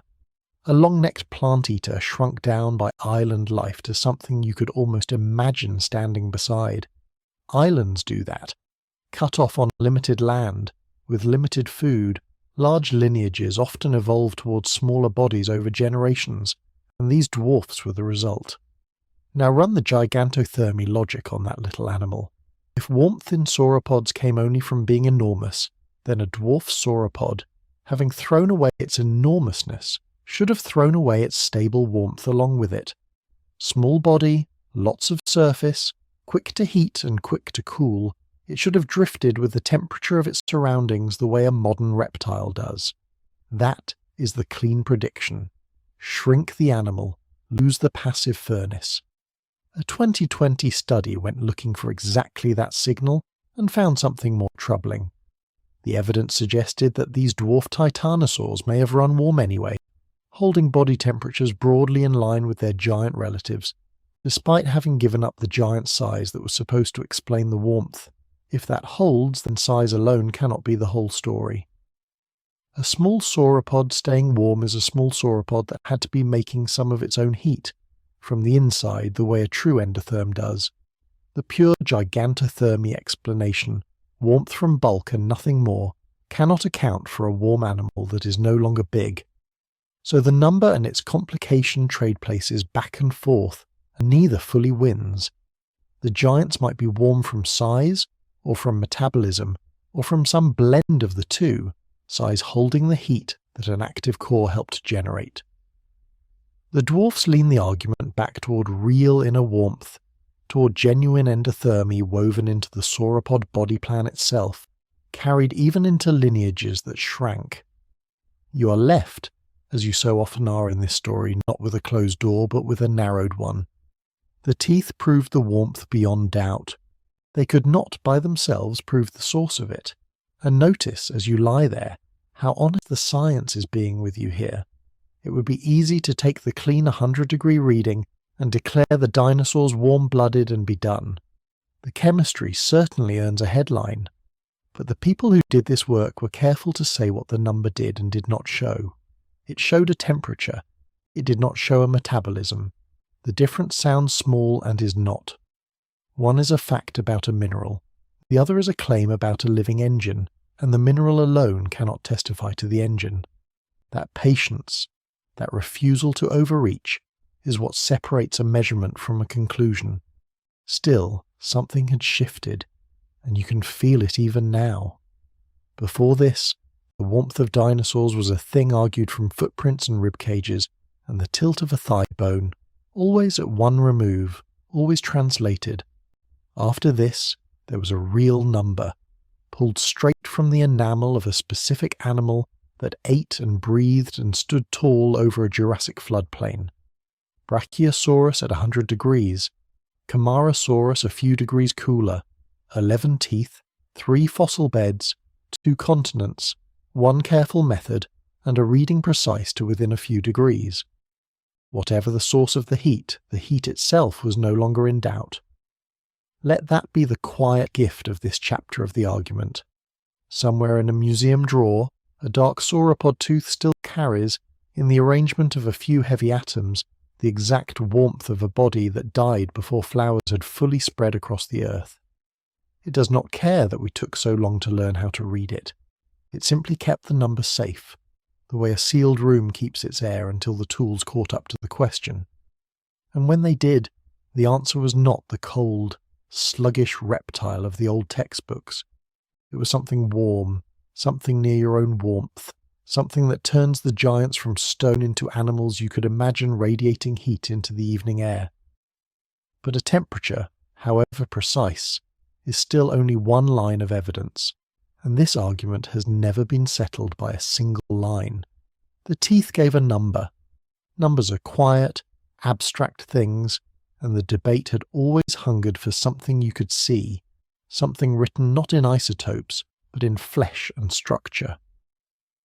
And it happened that the fossil record in the decades on either side of the turn of the century began to offer exactly that. Not a reading on a machine, but the covering of the skin itself and the architecture of the breath. Coats of fine filaments preserved in ash, bones drilled through with hollow chambers for air. A whole second body of evidence was waiting, made not of chemistry, but of anatomy, and it was about to speak. Picture the animal those decimal points belong to. At Tendaguru, in what is now southern Tanzania, the ground once carried a browser named Brachiosaurus branchi. It fed across a late Jurassic floodplain roughly 150 million years ago. From the tip of its snout to the end of its tail, it stretched close to 75 feet.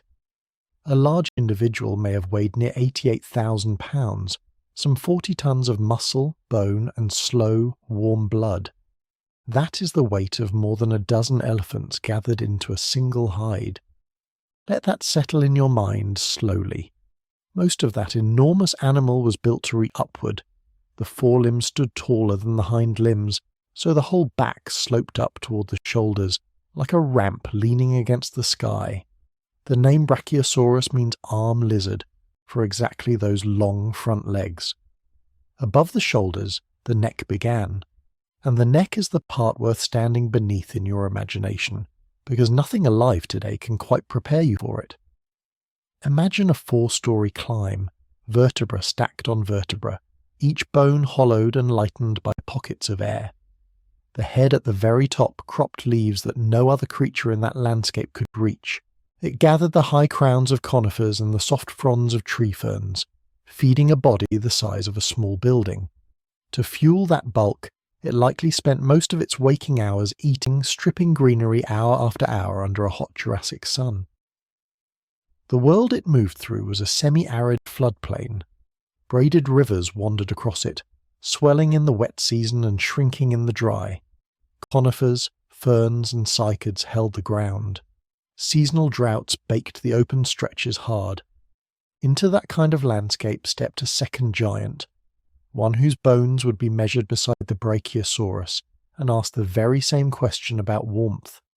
Set Camarasaurus beside the taller animal.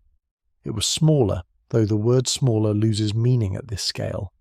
It reached about 65 feet in length and weighed near 33,000 pounds, roughly 15 tons.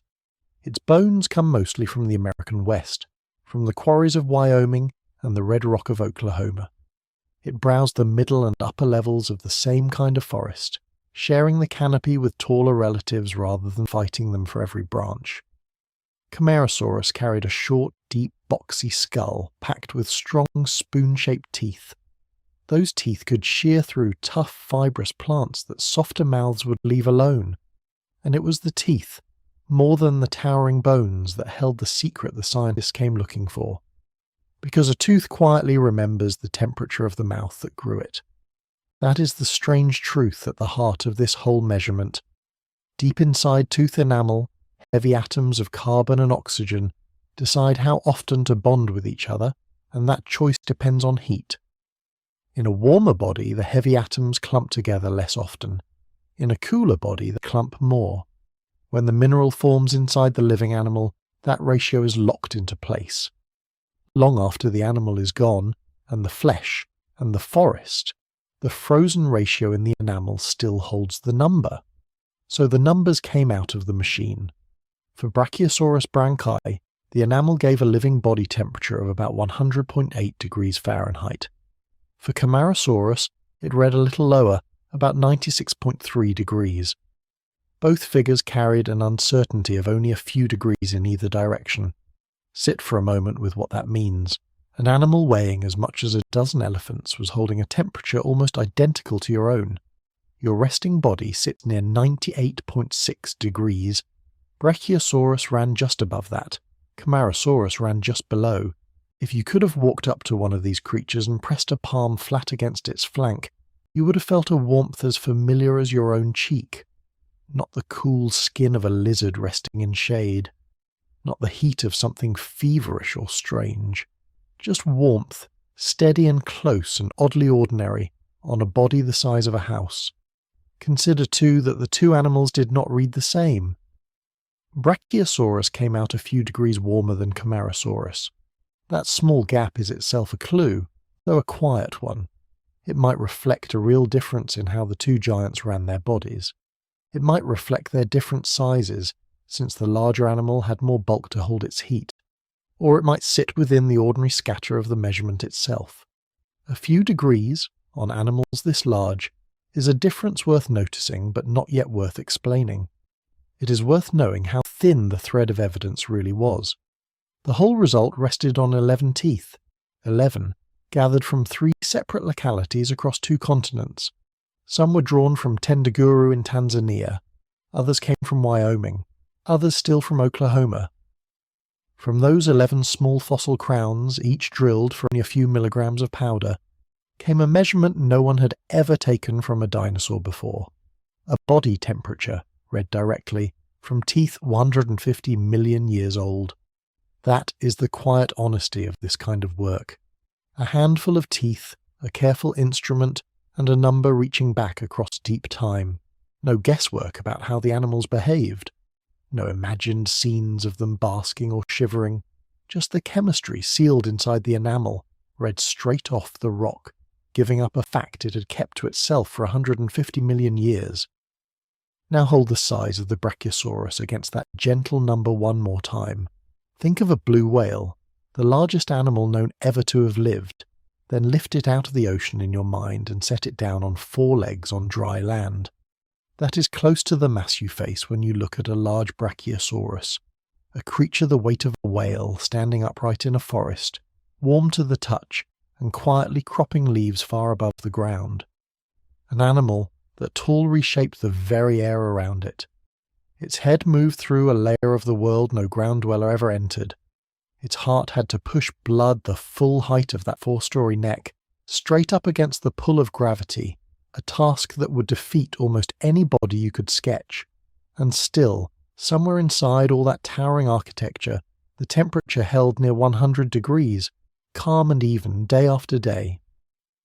But here the calm has to make room for honesty. A warm body is not the same thing as a warm-blooded engine. There are 2 ways an animal this large can end up warm. One is to burn fuel quickly on the inside, the way a bird or a mammal does, making its own heat with every beat of its metabolism. The other is simpler and stranger. It is called gigantothermy, and it means warmth won by sheer size alone. A very large animal has a great deal of inner volume and comparatively little outer surface.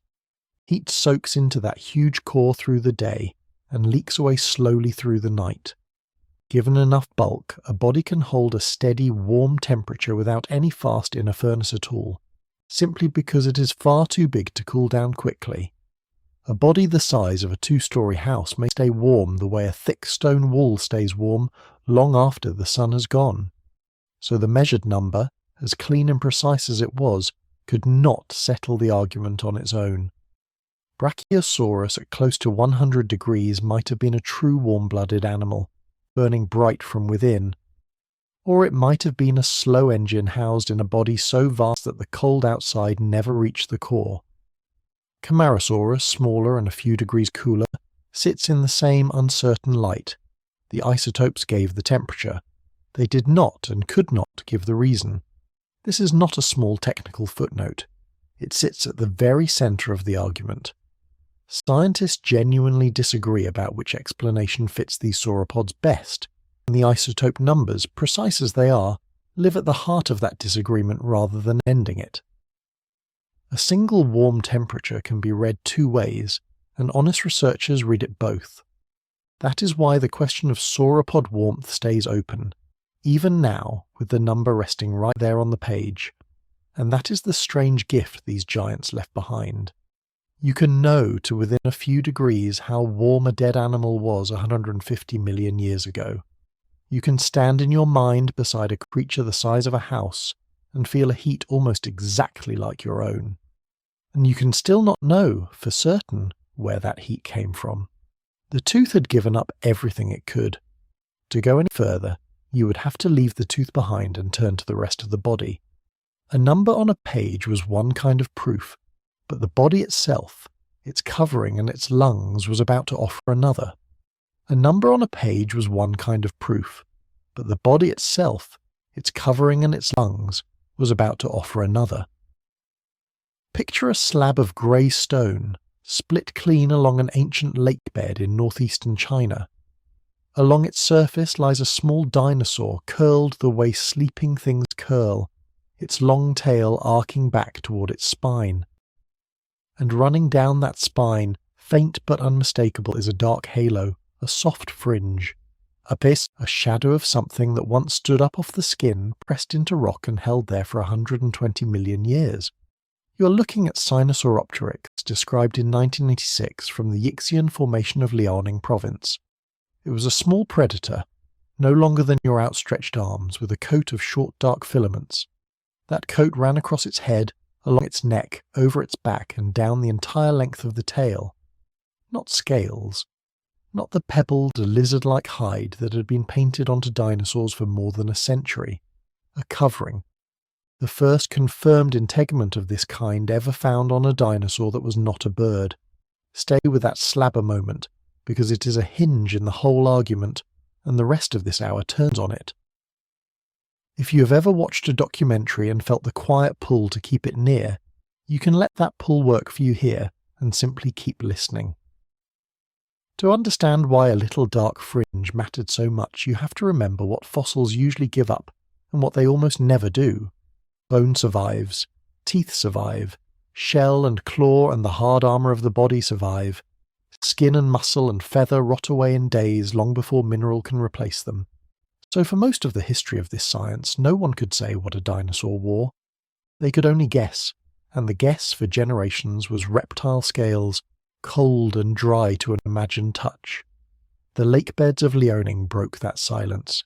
They lay beneath a landscape of low volcanic cones, and every so often a cloud of fine ash would settle across the still water and the quiet shoreline.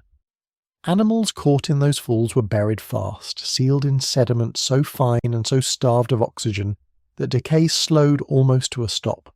Skin left its print, filaments left their print.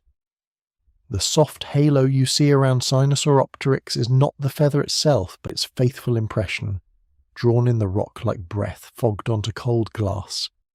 And once paleontologists knew where to look and knew that soft tissue could survive at all, they began to find these coats again and again, filaments on small hunters, filaments on plant-eaters, a whole hidden wardrobe that scales had been hiding for 200 years of reconstruction. The question stopped being whether any dinosaur wore a covering. It became which ones did and what that covering was for. Now hold one careful thought as you drift, because it matters. A coat of filaments is not automatically a blanket. It is easy and pleasant to picture these creatures cozy in their down and to leap from there straight to warm blood. But the fossil itself does not say the coat kept the animal warm. That reading comes from comparing these filaments to the feathers of living birds, where insulation is one clear function among several.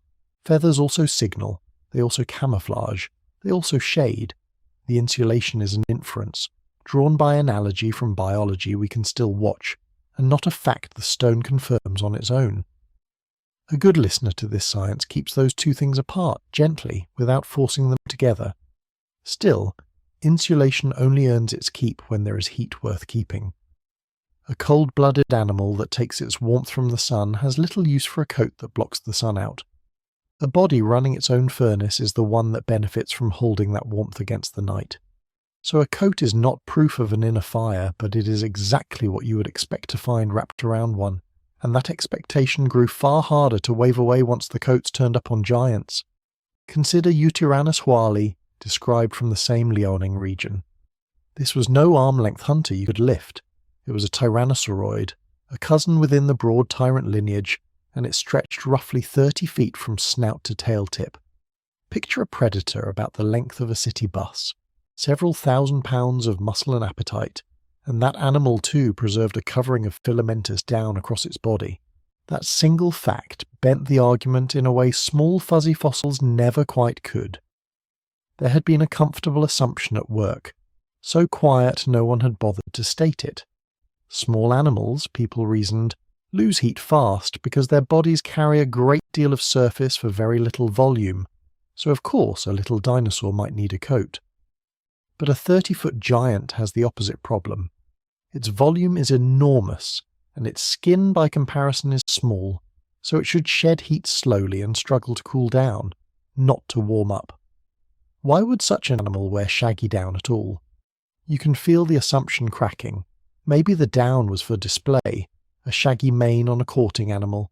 Maybe Yutyrannus lived through cooler seasons than its lowland relatives, and even a large body wanted the extra layer against a cold snap. Maybe insulation ran deeper in the family tree than anyone had allowed, an inheritance rather than a need freshly met. The fossil does not tell you which. What it removed was the easy line in the sand, the idea that only the small and the vulnerable dressed warm. The covering had climbed onto the backs of the big, and a covering was only the outer clue. Turn from the skin to the breath, and the skeleton itself began to whisper something about how these animals burned their fuel. Because a fast, hot metabolism is hungry above all for oxygen, and oxygen has to be moved, breath after breath without pause. The design of the lungs that move it leaves marks on bone, and those marks were waiting to be read. Look at the bones of many theropods and you find they are not solid. They are hollowed, honeycombed, carved out from within by pockets that once held air. Paleontologists call this skeletal pneumaticity, and it is not damage or decay. It is architecture. The hollows connect to spaces that, in living birds, are filled by air sacs, soft bladders that reach out from the lungs and thread deep into the body, even into the bones themselves. The clearest case carries a fitting name, Erosteon rheocholeradensis, a predatory dinosaur from Argentina, whose name means something close to airbone. When its skeleton was studied and published in 2008, researchers found hollow, air-filled cavities reaching into the wishbone and into the hip, cavities of exactly the kind that air sacs leave behind in a bird. The reading they drew was that Erosteon carried an avian-style respiratory system, the flow-through lung. To feel why that matters, think about how you breathe as you lie there. Your lungs are a bellows. You pull air in, and it fills a sack of blind ends, and then you push that same air back out the way it came. For a moment at the turn of each breath, the flow stalls and reverses. Fresh air and stale air mix. A bird does something stranger and more efficient. Air moves through its lungs in a single steady direction, pulled and pushed by those air sacs like a bucket brigade, so that even as the bird breathes out, fresh air is still washing across the surfaces where oxygen crosses into blood. The system never truly stops delivering.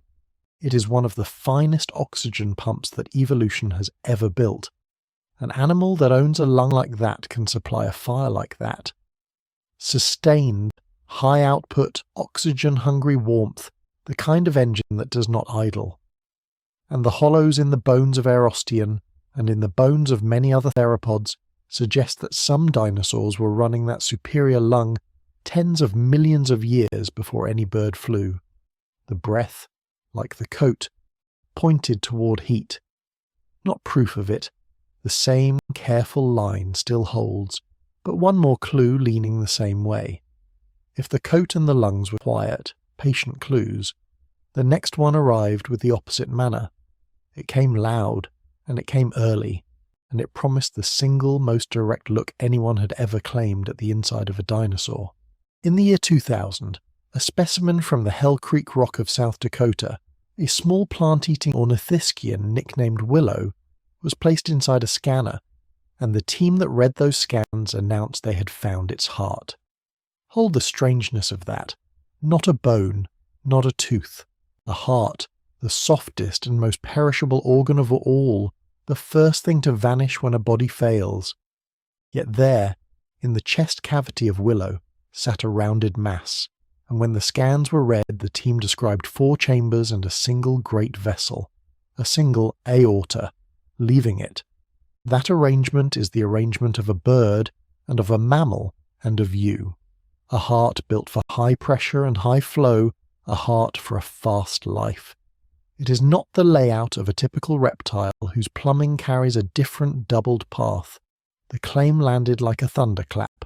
Here, it seemed, was warm blood you could point to, an engine of endothermy fossilized in place, a dinosaur with a heart of stone. And for a listener drifting through this history, it is worth sitting inside that first moment of wonder, because the wonder was real, and the excitement was honest. If it held, it would settle in one image what growth rings and isotopes had spent decades circling. It did not hold. Almost at once, other researchers began to press on the claim, and their doubts only deepened as the years passed and the imaging sharpened. The trouble was the object itself. A 4-chambered heart has walls, and valves, and internal structure, and the mass inside Willo showed little of the fine anatomy a real heart should. Worse, parts of the supposed organ ran on through solid rock where no heart tissue could be. What the scans most likely showed, the later work concluded, was not preserved flesh at all. It was a concretion, a lump of iron-rich mineral formed when sand and chemistry cemented together inside the empty body cavity long after death, taking on, by accident, a shape the eye wanted to read as a heart. So the heart of stone became, in the end, just stone. You should hold this one plainly without softening it. The fossil heart of Willo is now widely regarded as a discredited claim, doubted by most who have looked hard at it, an object of mineral rather than muscle. It is a clean lesson in how this science corrects itself, how a beautiful result gets turned under sharper light and walked back when the evidence will not carry it. The dream of pointing at a dinosaur's warm-blooded heart and simply saying, "There it is remains," for now, only a dream. And that is a fair place to pause and breathe, because we are near the middle of this long walk through bone and breath and stone. If these slow hours through deep time are the kind you like to keep close, you can follow or subscribe wherever you are listening, on Spotify, on YouTube, or in your podcast app of choice. Then let the sound settle again, and we will turn from the failed clue toward the one that may be the most subtle of all, hidden not in the shape of an organ, but in the chemistry left inside the bone. Because there is another way to ask about an animal's inner fire, and it does not need a preserved heart or a preserved feather. It needs only the faint molecular residue of a life that once burned oxygen. When any animal runs its metabolism, its cells consume oxygen, and that process leaves chemical litter behind, reactive fragments that scar the proteins and fats woven through living tissue. Under the right conditions, some of that scarring can survive across deep time, locked into the dark matrix of a fossil bone. And crucially, the hotter and faster the metabolism, the more of that particular litter it tends to leave. In 2022, a study led by the researcher Yasmina Viman and her colleagues set out to read exactly that residue. They gathered 30 fossilized thigh bones, femurs from across the great branches of the dinosaur family, and from other animals too, and they aimed light at them.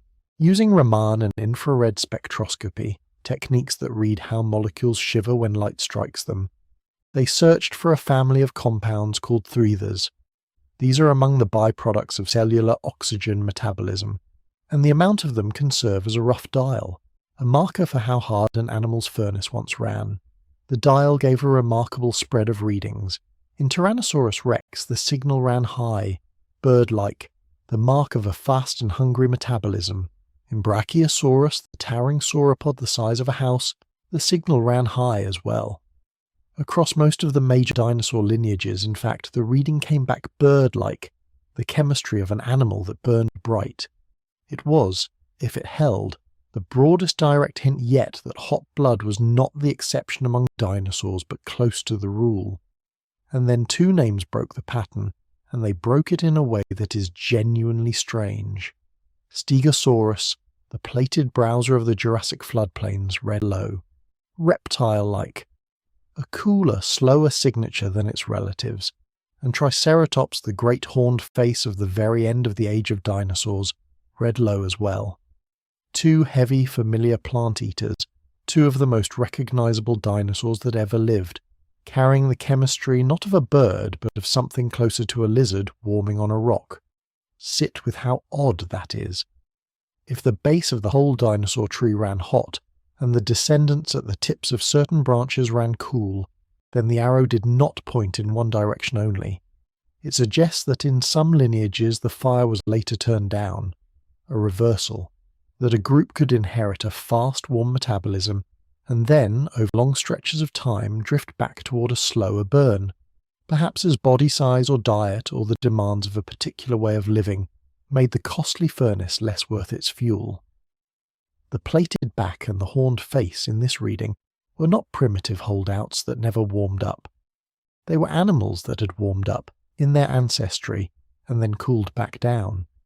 You should know that this study did not go unchallenged, and the challenge is part of the honesty of it. The same 2022 work reached further back still, arguing that the origin of warm blood lay not within the dinosaurs at all, but deeper, in the shared ancestor of dinosaurs and the flying pterosaurs, far earlier than anyone had placed it. The very next year, a separate team reanalyzed the numbers and pushed back hard. They argued the measurement carried too much uncertainty to pin the origin, that deep and that early, and that warm blood more likely arose separately, later, within different lineages on their own, the way it arose independently in the ancestors of mammals. That specific dispute is live and unsettled. But the core spread of the readings, hot at the base and cooler in a few particular branches, is the part that keeps drawing eyes, because it fits nothing simple, and that is the quiet thread running through every clue in this hour. Each one narrowed the question a little, and not one of them shut it. The coat on Sinosauropteryx proved dinosaurs could wear something warmer than scales, yet left open what the coat was for.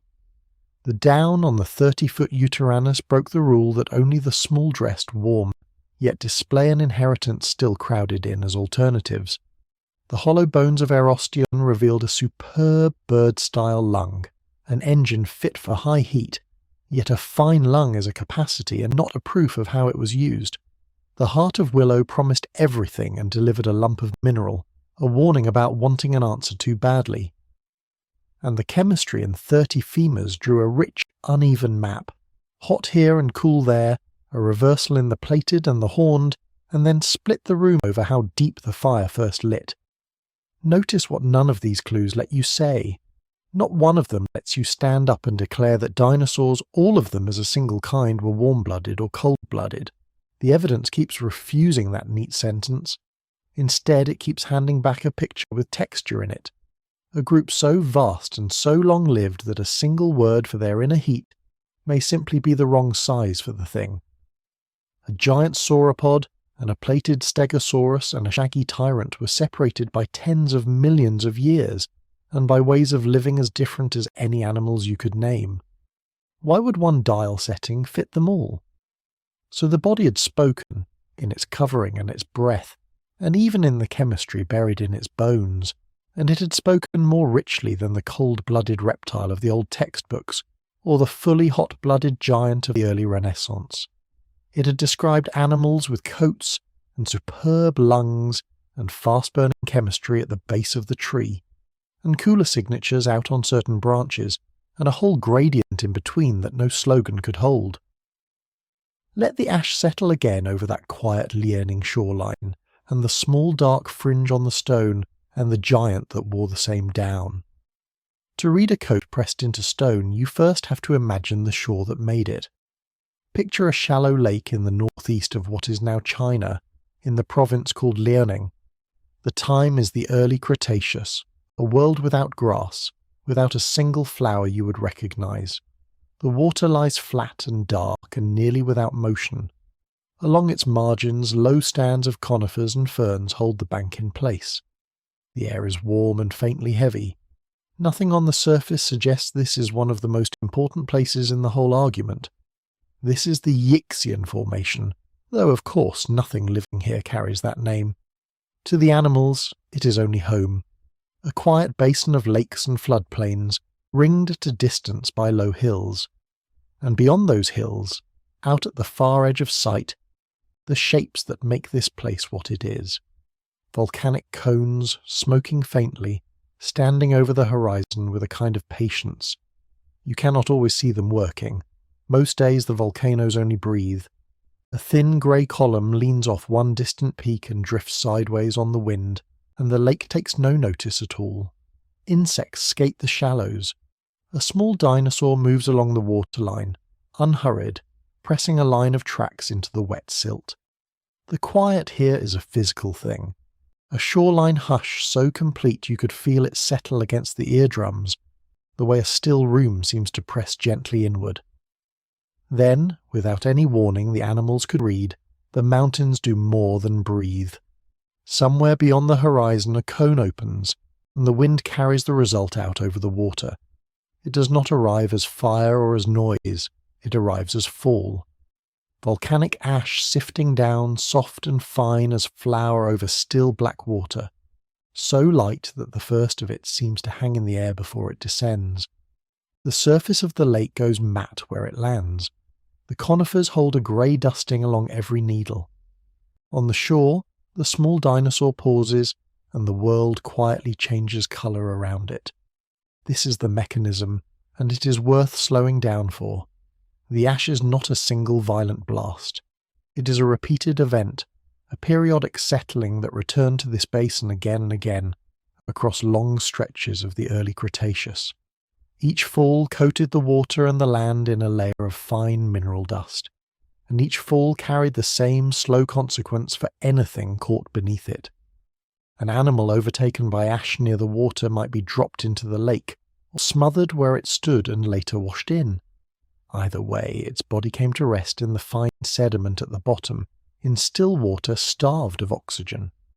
That detail is the entire point. Down in that airless mud, the ordinary machinery of decay could barely run. The bacteria that would normally strip a carcass to bare bone within weeks found almost nothing to breathe. Rot slowed to a crawl, and in that stalled, oxygen-poor stillness, things that are almost never preserved were given a chance to survive. Not just bones. Impressions of the soft covering over the bones. The fine sediment settled so gently and so completely that it captured the outline of filaments no thicker than thread, held them against the shape of the body, and then hardened around them across the millions of years that followed. What should have vanished in the first month instead became a shadow in stone. You have to hold both halves of that in mind at once. The eruption that killed was also the eruption that saved. The ash that buried an animal fast enough to end it was the same ash that buried it fast enough to keep the record of what it wore. Without that particular kind of death, quiet and fine and quick and airless, there would be no coats to read at all. The whole thermal question, on this front, rests on the chemistry of a lake bed that happened to forget how to rot. And so it matters enormously who was walking that shore. The first of them to reach the world's attention was small.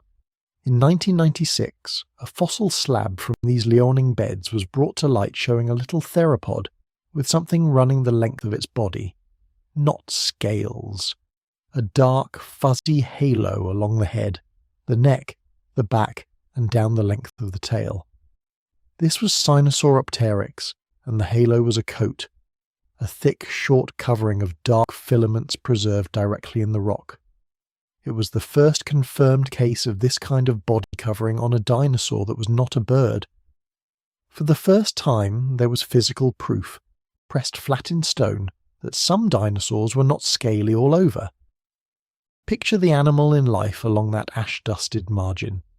Sinosauropteryx was slight and quick, a bipedal hunter of insects and small prey, moving low to the ground on slender legs.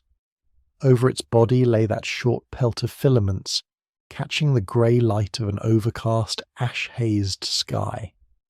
It would have looked less like the bare reptile of the old imagination, and more like something warm to the touch. Though whether it truly was warm is exactly the question. These fossils reopened rather than closed.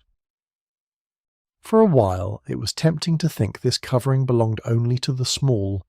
A fine coat of filaments makes obvious sense on a slight animal that loses heat quickly, the way small living creatures do. A large body, the reasoning went, would hardly need it. Size alone holds warmth. The giants could go bare. The same Liaoning beds took that assumption apart. Out of the region came Tyrannosaurus, and it was not slight at all. It was a tyrannosauroid, a member of the broad group that would eventually include the great tyrant dinosaurs, and it stretched to roughly 30 feet from snout to tail tip. Picture something close to the length of a city bus moving through that lakeside forest, heavy and deliberate where Sinosauropteryx had been light and darting. And Tyrannosaurus, this 30-foot predator, was found wearing a coat of its own. Filamentous down, preserved in the same fine stone, covering a body many times the size anyone had expected to see it on. Let that settle for a moment, because it genuinely reshaped the picture. Here was direct evidence that a large-bodied theropod could carry an insulating covering, not only the small ones. The tidy rule that fuzz was for the little and bare skin for the big did not survive contact with the shoreline. Both animals had walked the same kind of ground, under the same distant cones, and both had been caught by the same fine ash, and both had left the shadow of their coats behind in it. You can stand the two of them side by side in the mind. The small one along the reeds, dark pelted, alert, snapping at insects in the shallows. The large one further back among the conifers, shaggy with down, its weight shifting the wet ground with each step.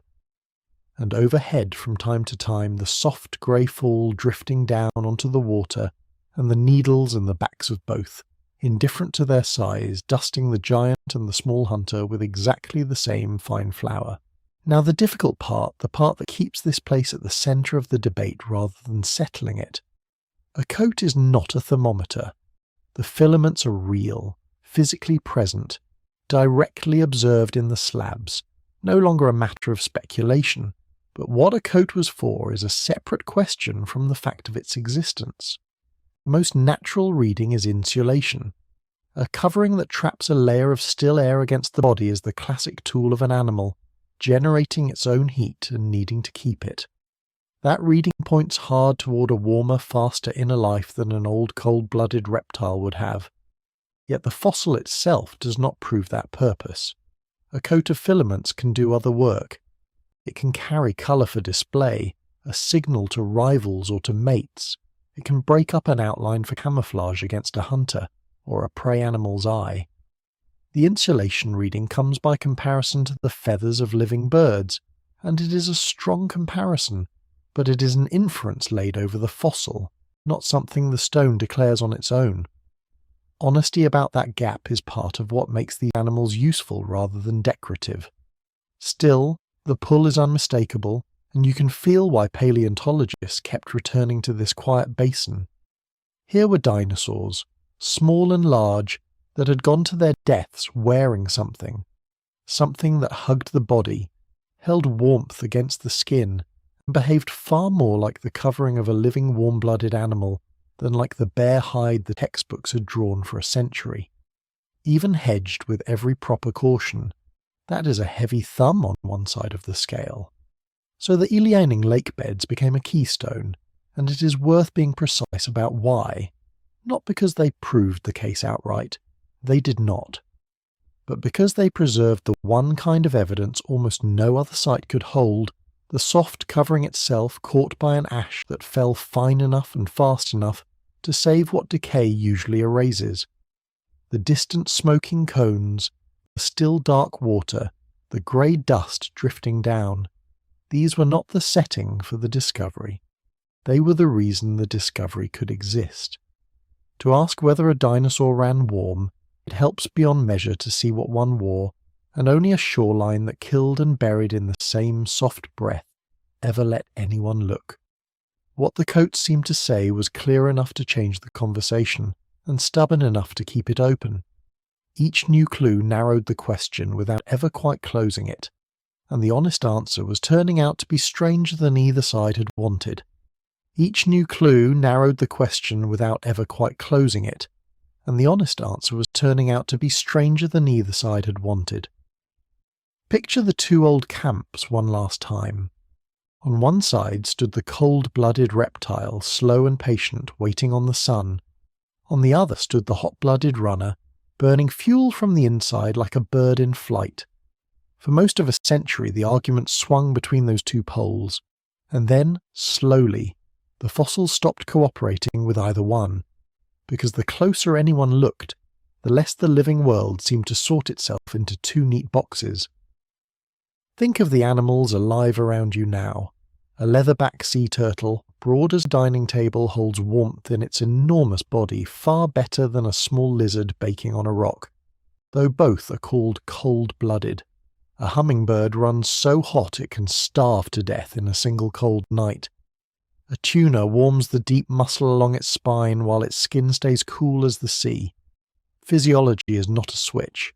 It is a long, sliding gradient of strategies, and real animals sit scattered all along it. So when you ask whether dinosaurs ran warm or cold, you're asking a question the living world itself politely declines to answer. The categories are ours, not nature's, and once you accept that, the shape of the modern verdict comes into focus. It is not a single answer. It is a spectrum, with different dinosaurs standing in different places along it, some near the hot end, some nearer the cool, and a great crowd of them somewhere in the wide, uncertain middle. That middle even earned a name.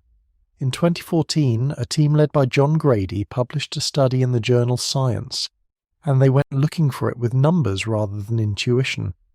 They gathered growth data across 21 dinosaur species, then set that data beside a huge range of living animals, from fish and reptiles to birds and mammals.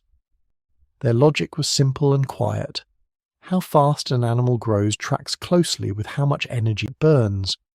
Fast growers tend to run hot. Slow growers tend to run cool, so growth rate could stand in as a window onto metabolism, read straight from the bones. When they plotted the dinosaurs, the animals did not land with the reptiles, but they did not quite land with the birds and mammals either. They fell into a zone between the two, faster and hotter than a crocodile, slower and cooler than a sparrow.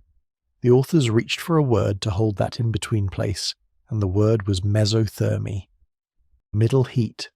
Not warm-blooded, not cold-blooded, but something running along the seam between them. You already know animals that live in that seam. The echidna, a spiny egg-laying mammal of Australia, keeps a body temperature well below the mammalian norm. The leatherback turtle and the great white shark both hold internal warmth their relatives cannot.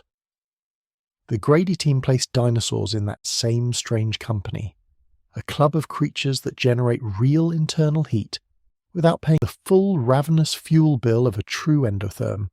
It was an elegant idea. For a moment it felt like a resting place, a way to end the long fight by declaring both sides half right. But science rarely lets a resting place stay quiet for long. The very next year, in 2015, the same journal carried published comments picking the study apart. The critics did not dispute that dinosaurs grew fast. They disputed the math underneath the conclusion. The way growth rates had been scaled against body size, they argued, was flawed, and the way certain animals had been grouped by their family trees skewed the result.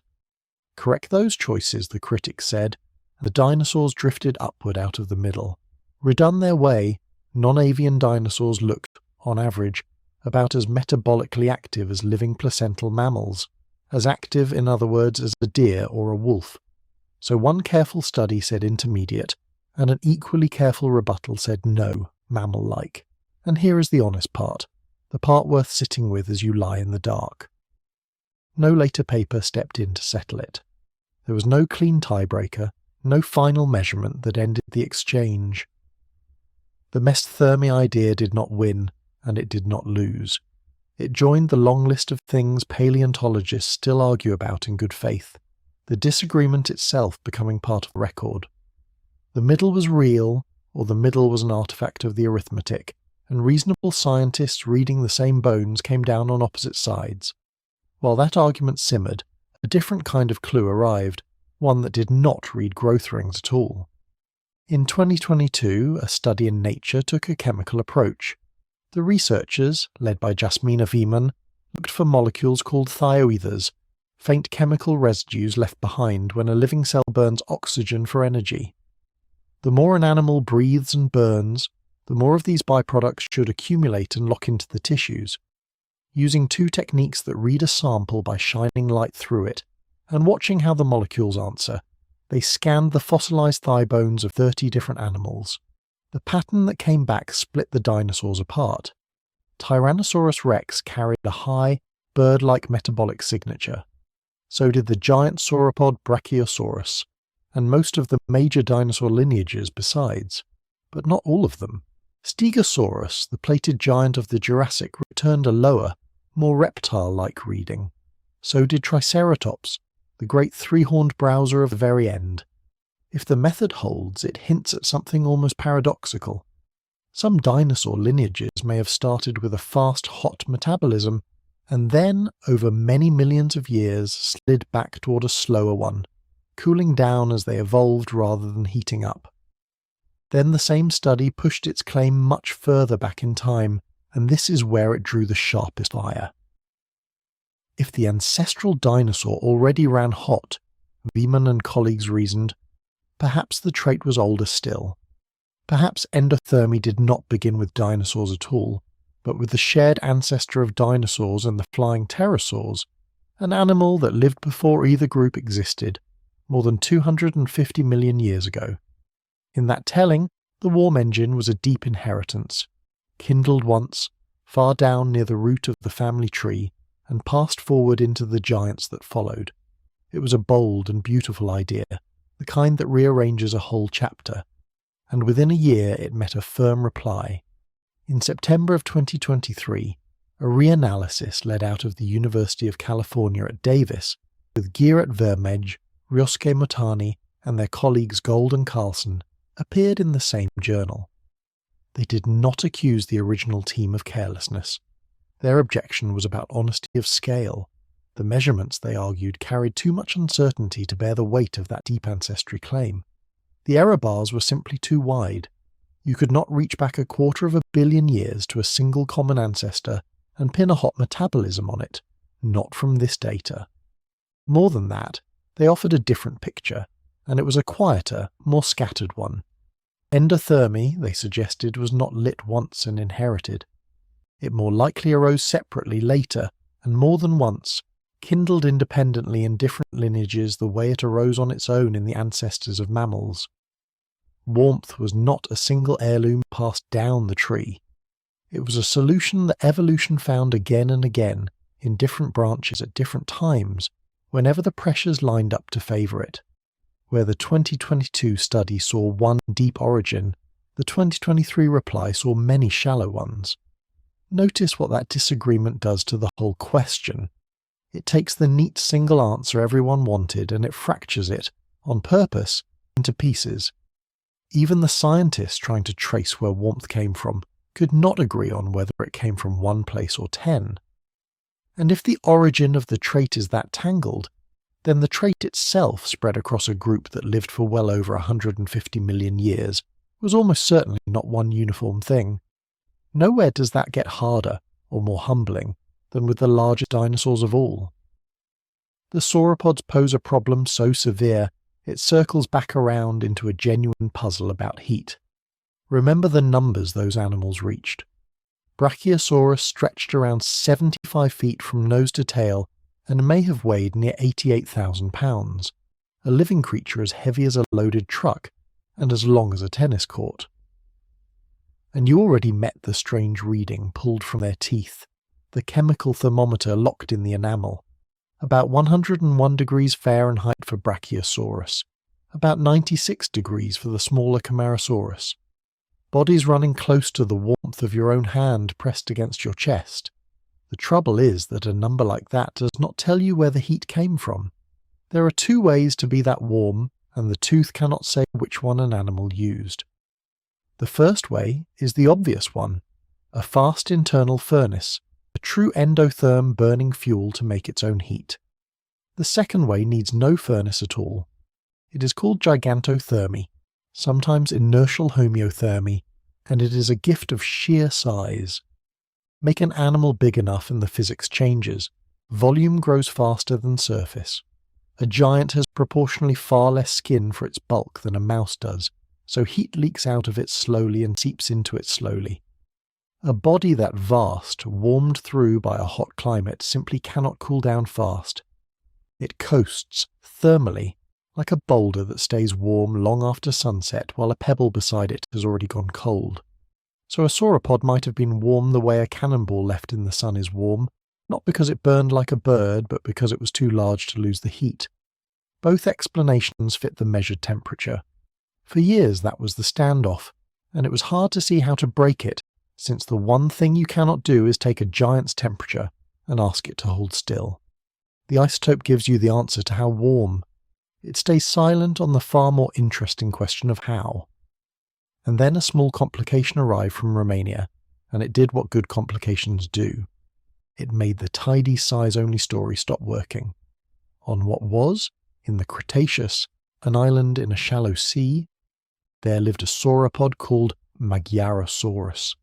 It was a dwarf, a giant's lineage shrunk down by island life to something roughly an order of magnitude smaller than its towering mainland cousins. If gigantothermy were the whole answer, this little sauropod should have run cool. Small body, lots of surface, heat pouring off it. Size was supposed to be the engine, and this animal had thrown the engine away. A 2020 study looked at how these dwarfs grew, and how warm they seemed to have run, and the finding cut against the simple picture. The evidence suggested Magyarosaurus may have kept body temperatures much like its enormous relatives, warm despite being small. Take away the bulk and the warmth stayed. That points, gently but firmly, at something other than size doing the work. It suggests active metabolic heat, a real internal contribution, not just the passive coasting of a mountain of flesh. It does not prove the giants ran hot from the inside, but it makes pure gigantothermy, warmth from size alone, much harder to lean on as the only explanation. So even here, among the very largest animals ever to walk the earth, the question stays open, drawn differently for a dwarf on its island than for a titan on the plain. If you want a single object to hold all of this humility inside it, hold a plate of Stegosaurus. You have seen the shape in 100 pictures, the row of great bony diamonds standing up along the spine, the largest of them broad as a road sign. For a long time those plates carried one of the most satisfying stories in all of dinosaur science, and the story was about heat. In 1976, a study proposed that the plates were radiators. Cut one open, the argument went, and you would find it threaded with blood vessels, a structure built to shed excess warmth into the breeze, exactly the kind of cooling fin a big animal on a sun-baked Jurassic floodplain would prize. And the first half of that story is true. It has only grown more solidly true with better tools. Slide a real Stegosaurus plate into a scanner and look inside, and it is not solid bone at all. It holds a branching internal network of vascular channels, fine passages running up out of a large hollow at the base and spreading like the veins of a leaf toward the plate's outer edge. From the outside it looks like a slab of stone. Inside, it is plumbing. The vessels are genuinely there. On that point there is no argument. The turn in the tale is quieter, and it is a lesson in scientific honesty worth resting on. The same scientist who first proposed the radiator idea, John Farlow, came back to it decades later, in 2010, and tested his own beautiful hypothesis against the evidence. He compared the plates to the bony back armour of crocodiles, which is also shot through with blood vessels, and which no one thinks evolved to cool the animal down, and he reached a conclusion that quietly undercut his younger self. There was no clear evidence, he found, that the plates evolved specifically for temperature control. They may well have shed some heat as a side effect, a passive bonus of being large vascular structures out in the air. But built for that purpose, on purpose, the way a fin is built for swimming. The evidence would not carry the claim. Sit with what that took. A scientist proposed an idea that entered every book, that generations of readers absorbed as simple fact, and then he did the harder thing. He went back, tested it against a fair comparison, and reported that his own famous answer did not hold up the way it had been told. The plates are real, the vessels are real. What the vessels were for stays uncertain. That is not a failure of the science. That is the science working exactly as it should, following the bone instead of the story. Stand back now and let the whole long argument settle into view, the way a landscape settles as you climb above it. For 150 years the question had a shape, and the shape was a coin with two sides. Warm or cold, endotherm or ectotherm, bird or lizard. Every new tool, the growth rings and the chemical thermometers, the feathers and the air sacs and the disputed fossil heart, was thrown at that coin in the hope of finally seeing which way it would land. And the deepest thing all those tools taught taken together is that the coin was never the right object. There were not two sides. There was a whole spectrum, and the dinosaurs were spread across it. The single category framing, warm-blooded or cold-blooded, full stop, is now widely seen as simply too small a container for what these animals were. The evidence points instead toward variety. Physiology very likely differed across lineages, so that a fleet, feathered, fast-growing theropod need not have run its life on the same engine as a slow-plated browser. It very likely differed across body sizes, so that a giant coasting on its own bulk sat in a different place than a small ornithopod in the polar dark. And it very likely differed across time, so that some lineages, if the chemical readings hold, may have warmed early and then cooled again, drifting back toward a slower burn over tens of millions of years. That is not a defeat. It is a truer and richer picture than either old camp ever offered. The world of the dinosaurs was never one thermostat set for the whole clan. It was thousands of separate lives, each animal solving the problem of its own warmth in its own way, under its own sun, at its own size, in its own slice of deep time. Some ran hot, some ran cool. A great many ran somewhere between. Along that middle seam, the living world still walks today. And the record of all of it is not lost. It is written, faint and patient in the microscopic weave of the bone, waiting for the next careful eye and the next better tool to read one more line of it. So the debate does not end. It lives on quietly, exactly where it always lived, inside the fossils themselves in growth rings and enamel and the hollow channels of a plate, argued over gently by people who love the question more than they need it closed. And you can let it stay open as you drift, because the openness was the answer all along. So the bone kept its secret, and the scientist kept asking. In the years after the chemical thermometers, the argument did not close, it narrowed. It shifted into stranger, more careful shapes. In 2014, a team led by John Grady tried to settle the matter with arithmetic. They gathered growth rates from 21 dinosaur species and laid them beside a long roster of living animals, cold-blooded and warm-blooded alike. Growth is expensive. To build a body fast, you must burn fuel fast. So growth rate, they reasoned, was a window onto metabolism itself. And when they plotted the dinosaurs, the animals did not land on either side, they landed in the gap between, not the slow, patient rhythm of a lizard, not the roaring furnace of a bird or a wolf, something in the middle which they called mesothermy. A warm engine, but one turned down. Imagine a fire banked low overnight, still glowing, not throwing off the full blaze of day. That was the picture they offered, and for a while it felt like an answer everyone could rest in. The rest did not last a year. In 2015, a published critique arrived, and it went straight for the mathematics. The scaling, the critics argued, had been done in a way that dragged the dinosaurs artificially toward the middle. Correct the way growth was measured against body size, they said, and the animals slid upward on the chart, not intermediate at all. On average, about as metabolically active as a living placental mammal, a deer or a big cat, an animal that runs hot every hour of its life. 2 teams, 1 dataset, 2 conclusions, and no referee to declare the round. This is the shape the debate keeps taking. Competing hypotheses circling one another, slow as fish beneath river ice, each one visible through the same cold surface, neither one willing to surface first. The mesothermy idea did not die. It simply became one voice amongst several, still argued, still unresolved, waiting for better numbers. Then came the boldest reach of all. In 2022, a study led by Hasmina Wieman tried something the growth curves could never do. Instead of asking how fast a dinosaur grew, it asked what its living cells had left behind. When an animal burns oxygen for energy, that burning throws off molecular waste. Some of that waste hardens into stable compounds, tiny soot marks of a metabolism, and a few of those can survive in bone for tens of millions of years. The team used beams of light, Raman and infrared spectroscopy, to read those chemical residues in 30 fossil thigh bones without grinding them to dust. The more oxygen an animal had burned in life, the more of these markers its bones should carry, and the readings ran high. Tyrannosaurus rex came back with a signature like a bird's. Brachiosaurus too?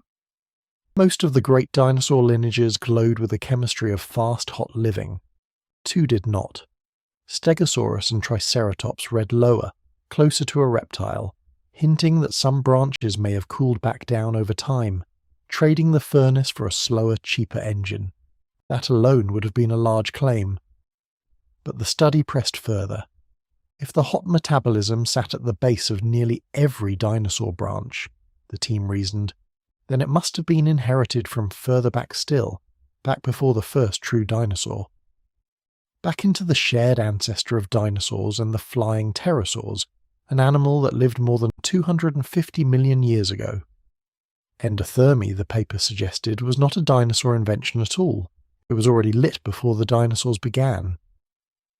Take a moment to feel how far that reaches. It places the warm engine deeper in time than the first dinosaur footprint, deeper than the first pterosaur wing, and a claim that large draws a large answer. Before we follow that answer, let me say a quiet word, the only one I will ask of you tonight. If these slow walks through deep time help you drift off, follow or subscribe wherever you are listening, on Spotify, on YouTube, or in your podcast app of choice. Then let the argument carry you back down. The answer arrived in September of 2023, in the same journal, from a team based at UC Davis. Vermeij-Matani, Gold and Carlson took the 2022 data and turned it over slowly, the way you might turn a stone to see what the underside hides. Their objection was not that the chemistry was wrong. It was that the chemistry was uncertain and that the uncertainty had been carried too lightly. Every measurement has a margin, a fuzziness around the number. When you push a conclusion back through hundreds of millions of years and across the branching tree of ancient reptiles, those small fuzzinesses stack. They widen, and the reanalysis argued that once you accounted honestly for how wide they became, the data simply could not hold up a claim as precise as endothermy in one specific ancestor 250 million years ago. The signal was real. The aim was too blurred to hit that distant a target. Their alternative was humbler, and in its way more familiar. Endothermy, they suggested, probably did not switch on once deep at the root and pass down intact. More likely it arose more than once, separately, later, inside different lineages at different times. Exactly the pattern we already know from the mammal side of the tree, where warm blood was kindled on its own branch, in its own hour, unrelated to whatever the dinosaurs were doing. Convergence, not inheritance. The same solution reached twice, by animals that never compared notes. Here is what I want you to notice, lying there in the dark. Nobody was lying. Nobody had faked a bone. Two capable teams looked at the same faint marks and read them differently, and they answered each other in print, in measured sentences, letting the disagreement stand in the open. Each rebuttal landed like a stone set down on the far pan of a balance, not slammed, only placed, shifting the beam a little and leaving it to settle. That is what live science sounds like when you slow it down enough to hear it. Not a verdict, a long, patient weighing. And the weighing was not finished, because the giants had a puzzle all their own. Think again of the sauropods, the long-necked titans, some of them heavier than 10 elephants stacked into a single animal. When the chemical thermometers gave Brachiosaurus a living body temperature near 100 degrees Fahrenheit, close to your own, it looked like proof of a warm inner fire. But there was a second explanation, and it did not require a fire at all. It is called gigantothermy, and it turns on a simple fact of geometry. As an animal grows larger, its volume swells faster than its skin. A vast body holds a huge reservoir of warmth inside, wrapped in comparatively little surface to lose it through. So heat gathered slowly by day would bleed away slowly by night, and the core would ride steady around the clock, warm not because the engine roared, but because the sheer bulk refused to cool. A stone left in the afternoon sun stays warm long after dusk, and a stone the size of a house stays warm longer still. By this reading, the sauropods might have run warm for free, on size alone, with an ordinary reptile's slow metabolism buried at the centre. For years those two explanations sat side by side, and the isotopes could not choose between them. A measured temperature tells you how warm the animal was. It does not tell you where the warmth came from. Passive bulk or active burning, both could land the arrow on the same number. Then a small animal complicated the whole clean picture. On what is now Romania, in the late Cretaceous, there lived a dwarf sauropod named Magyarosaurus. Its ancestors had been giants, but on an ancient island its lineage had shrunk generation by generation, until the adults were roughly an order of magnitude smaller than their towering cousins. If gigantothermy were the whole answer, a dwarf like this should have run cool. Small body, more surface for its size, heat leaking away fast. The geometry that warms a titan should have abandoned a pony-sized relative. A 2020 study of its bones suggested otherwise. The evidence pointed to Magyarosaurus keeping a body temperature much like its enormous kin, warm despite the small frame that should have let the warmth escape. And if a little sauropod could run as hot as a giant one, then size alone was not doing all the work. Something inside the animal was making heat on purpose. The pure size-only story could not carry the full weight. So the standoff holds gently. For the biggest sauropods, bulk surely helped, a steadying hand on the temperature. But bulk alone no longer looks like enough. An active metabolism seems to have had a hand in it too, in the giants and the dwarfs alike. How much of each, and in which animal, remains open? Another balance still settling. Notice what all of these arguments have in common. The mesothermy chart and its correction, the deep ancestry claim and its careful walking back, the giants warmed by size against the dwarfs warmed from within. In every case the honest ending is the same, and it is not defeat. Each round leaves the possible answers a little fewer, the space a little smaller, the picture a little sharper at the edges even when the centre stays soft. No single paper wins. The field narrows together, slowly, the way a wide river narrows toward a single deep channel without anyone ordering it to. And somewhere in all that patient weighing, the shape of the real answer began to show through. Not a single switch, warm or cold, thrown once for every dinosaur that ever lived. Something more varied than that. Something that bent with body size, with lineage, with the long drift of time. The question itself, it turned out, had been built a little wrong from the start. Warm or cold had been the wrong question all along, and the truth lived somewhere between them, drawn a little differently for every animal you might name. Warm or cold had been the wrong question all along, and the truth lived somewhere between them, drawn a little differently for every animal you might name. So let the question rest there now. Let it settle, the way fine sediment settles in still water, slowly, with no one left to stir it. Pull back gently from the microscope. That thin wafer of Tyrannosaurus bone is still glowing on the glass, its faint rings banded through it like the rings inside a felled tree. Someone counted those bands and found an animal that kept growing into its mid-30s, laying down bone fast in some seasons and slow in others. The interior looked almost woven, a dense mesh of tiny vessel canals, nothing like the smooth bone of a slow reptile. Let the eyepiece go dark, rise up out of the lab, pull back further, past the drill no wider than a pencil lead, the one that lifted a few milligrams of powder from a sauropod tooth buried 150 million years. That powder gave up a number close to your own blood heat, near 100 degrees, read from the way heavy atoms had chosen to bond inside the enamel while the animal still lived. A giant the size of a whale on land, running warm as a resting body. The instrument has gone quiet. Let it stay quiet. Rise higher, until the quarry is only a pale scar in the ground below, and the years spread out flat beneath you like open country. From up here you can see all the clues at once scattered across the deep time you have been walking through, and none of them shouting anymore. There are the growth rings, the lines of arrested growth, once read as proof of a cold and sluggish life. Then someone found the same rings in wild deer and mountain sheep, warm animals every one, and the old certainty softened. There are the chemical thermometers in the teeth, giving real temperatures instead of guesses, yet unable on their own to say whether that warmth came from a burning metabolism or simply from being enormous. A body big enough gains and loses heat slowly, the way a great stone holds the day's warmth deep into the night. Gigantothermy, that idea is called. It sits there among the clues, neither proven nor dismissed. There are the feathers.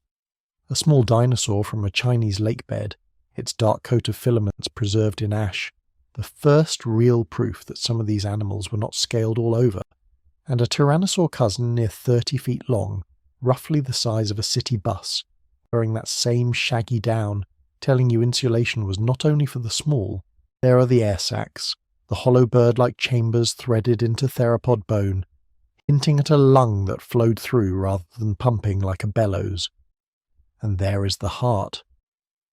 For a while it looked like a heart of stone, 4 chambers scanned inside a small plant-eater, an arrangement like yours and like a bird's. It made headlines. Then sharper eyes turned the fossil under stronger light and walked the claim back, and most now think it was only iron and sand, a mineral lump that had gathered where the chest once was. That clue, the field mostly set down. It is allowed to have been wrong. Much of the story of this science is a slow correcting of itself, and that is not failure. That is the work. So here is what you're left holding, up here in the quiet. Not a single answer stamped across every dinosaur. Something better and stranger. A word some researchers reach for is mesothermy, a life lived in the middle, warmer than a lizard, cooler than a wren, and even that word is still argued over. The plates on a Stegosaurus, once imagined as radiators shedding heat, were doubted decades later by the very man who first proposed the idea. The tiny polar ornithopod with the enormous eyes, moving through weeks of unbroken winter darkness in a forest that still grew ferns, tells you the world back then was warmer at the poles than you might think, and still leaves open how such an animal held on. Let those unresolved edges stay unresolved. You do not need to close them tonight. Some questions are honest exactly because no one has forced them shut, and the best scientists say so plainly without embarrassment. Whether warmth in the giants came from within or from sheer size, whether some lineages later drifted back toward a slower, cooler way of living. These are open doors, and open doors are a fine thing to leave standing while you sleep. Notice how gentle it all becomes, once you stop demanding one word for everything.